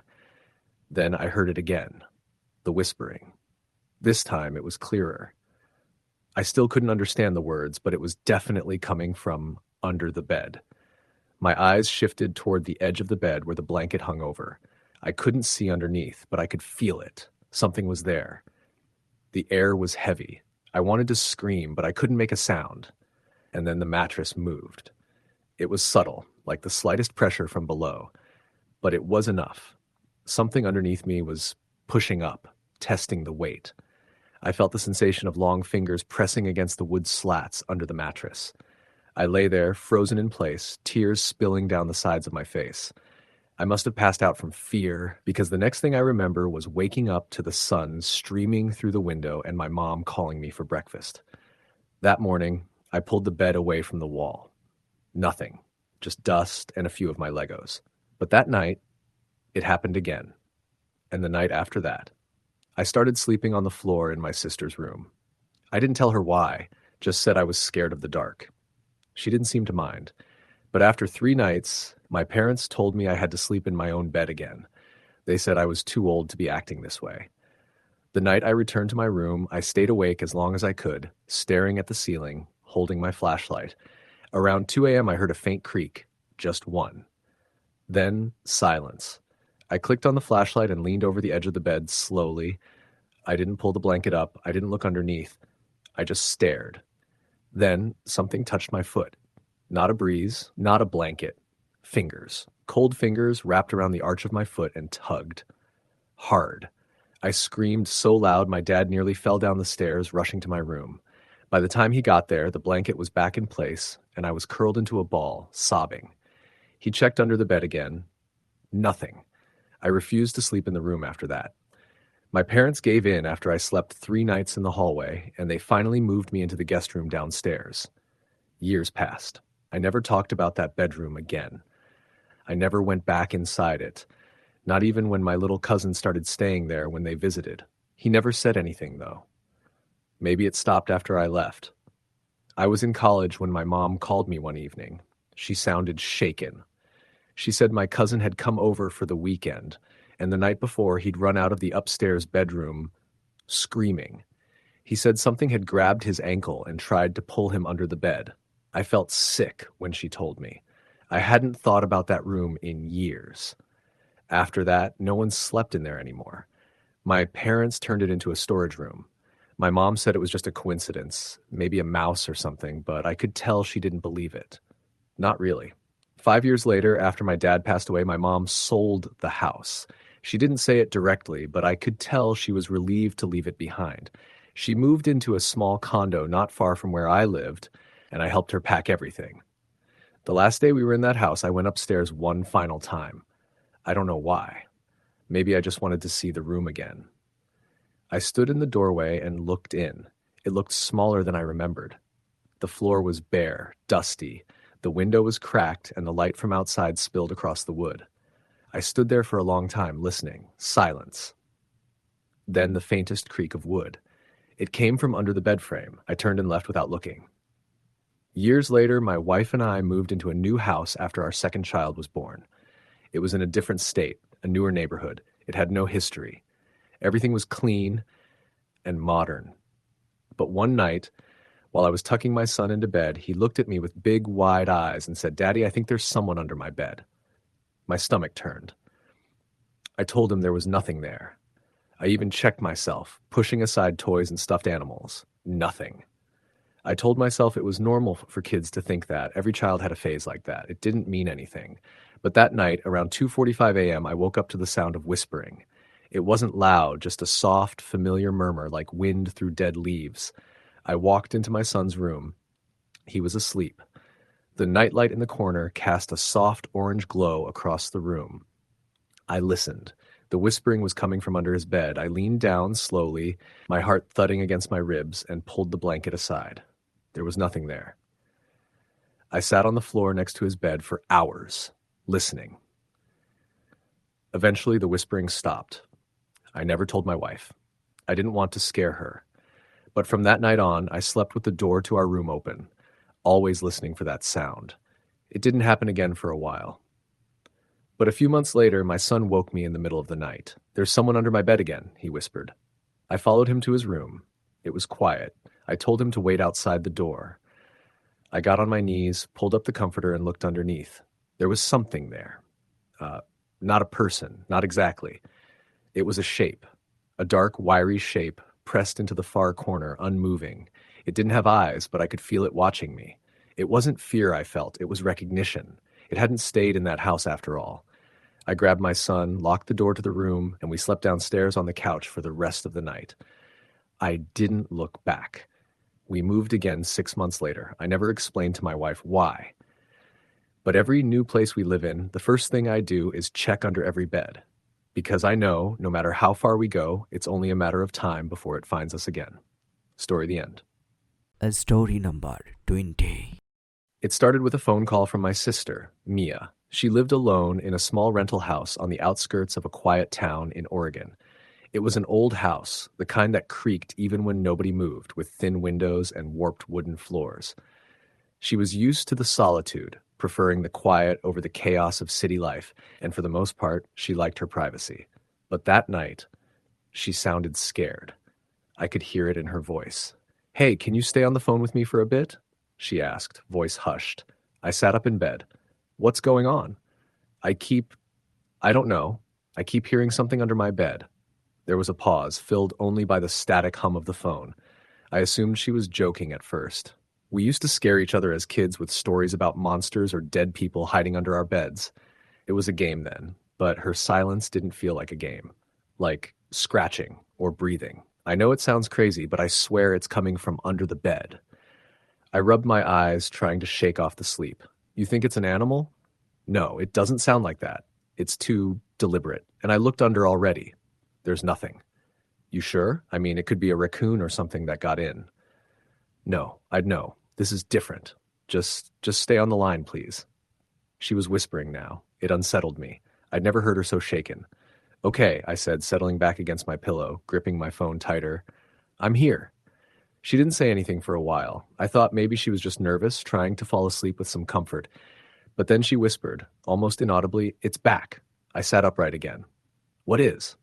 "That sound. It's like breathing. Deep, slow, right under me." I didn't know what to say. I thought about telling her to turn on all the lights, check again, call the landlord, maybe even the police. But something about the way she said it, so certain, froze me. "I'm going to record it," she said suddenly. "Maybe I can catch it." I listened as she fumbled with her phone. I could hear the mattress creak as she shifted her weight. Then silence. For a minute or so, all I heard was her breathing and the soft whir of her ceiling fan. Then, faintly, I heard it. It wasn't Mia. It wasn't the fan or the house settling. It was something else, something low and rhythmic, like breathing. Not human, not quite. Wet, maybe. It came in slow, deliberate waves like someone sucking air through a thick cloth. "Oh my God," she whispered. "You hear that, right?" I nodded before I remembered she couldn't see me. "Yeah, Mia, get off the bed." There was a sudden thud. "I dropped my phone," she muttered. "Hang on." The line went quiet for a few seconds, then came back. I looked again. Nothing. Just my box of winter clothes and some old books, but I swear the sound is still there. I tried to keep my voice steady. "Maybe it's coming from the vent or the floorboards." "No, it's not. It's coming from directly under my bed." There was a knock at my apartment door then, which scared the hell out of me. I told Mia to hold on and checked. It was my neighbor asking about a water leak. I handled it quickly, then ran back to the phone. When I picked it up again, the call had dropped. I immediately called her back. No answer. I called again. Still nothing. I tried to rationalize it. Maybe her battery died. Maybe she knocked the phone under the bed and couldn't reach it. But that unease didn't leave me. I stayed awake the rest of the night. Around 4 a.m., I finally got a text from her. It just said, "It's gone now, I think." She didn't respond to my follow-up messages until noon the next day. When she did, she acted like nothing had happened. I called, and she said she was fine, maybe just imagining things, maybe dreaming, but I didn't believe her. 3 nights later, she called again, same whisper, same fear. "It's under there again." This time, I didn't waste time. I told her I was driving down. She tried to argue, but I told her to pack a bag and wait outside her house. I got there around 2 a.m., driving straight through the night. She wasn't outside. Her porch light was off, which was weird. She always kept it on. I knocked. No answer. I called. Her phone rang inside. I could hear it through the door. Something was wrong. I tried the knob, expecting it to be locked. It wasn't.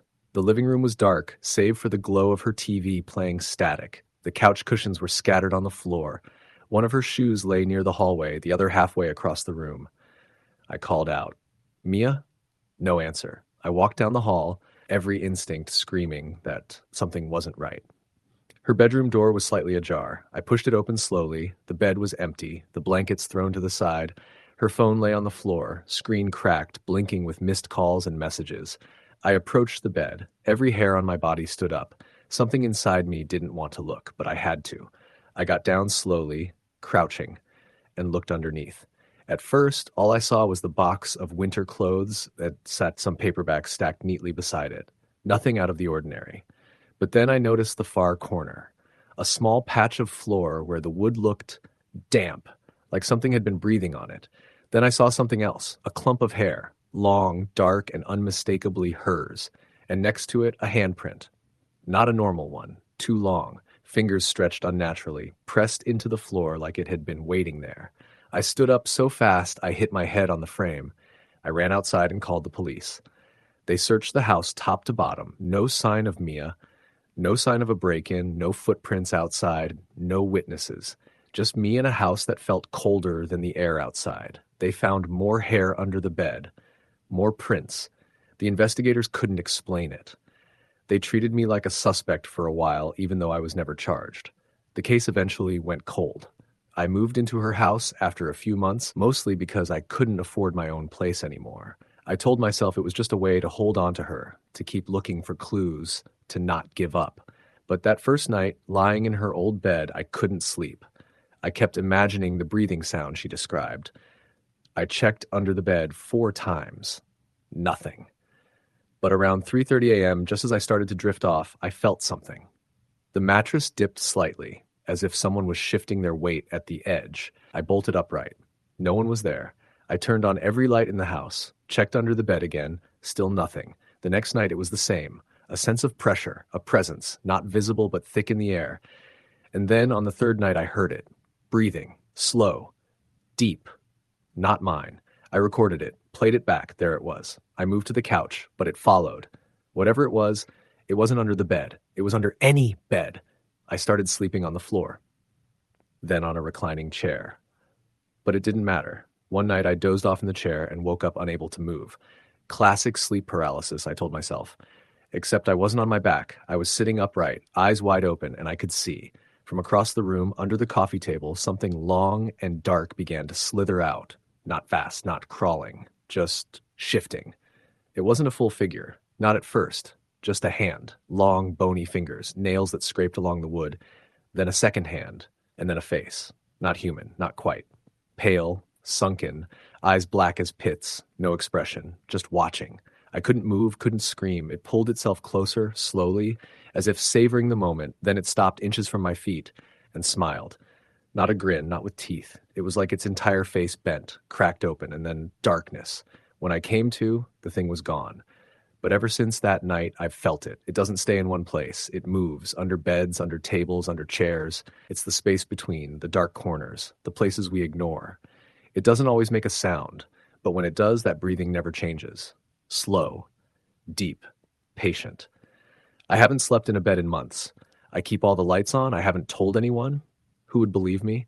Sometimes I think about Mia, whether she's still out there, somewhere in the dark, or if she's under someone else's bed now, waiting. I don't think it wants to kill. Not right away. I think it feeds on fear, on knowing. So if you hear something breathing under your bed tonight, don't check. It's already seen you, and it never forgets. Story the end.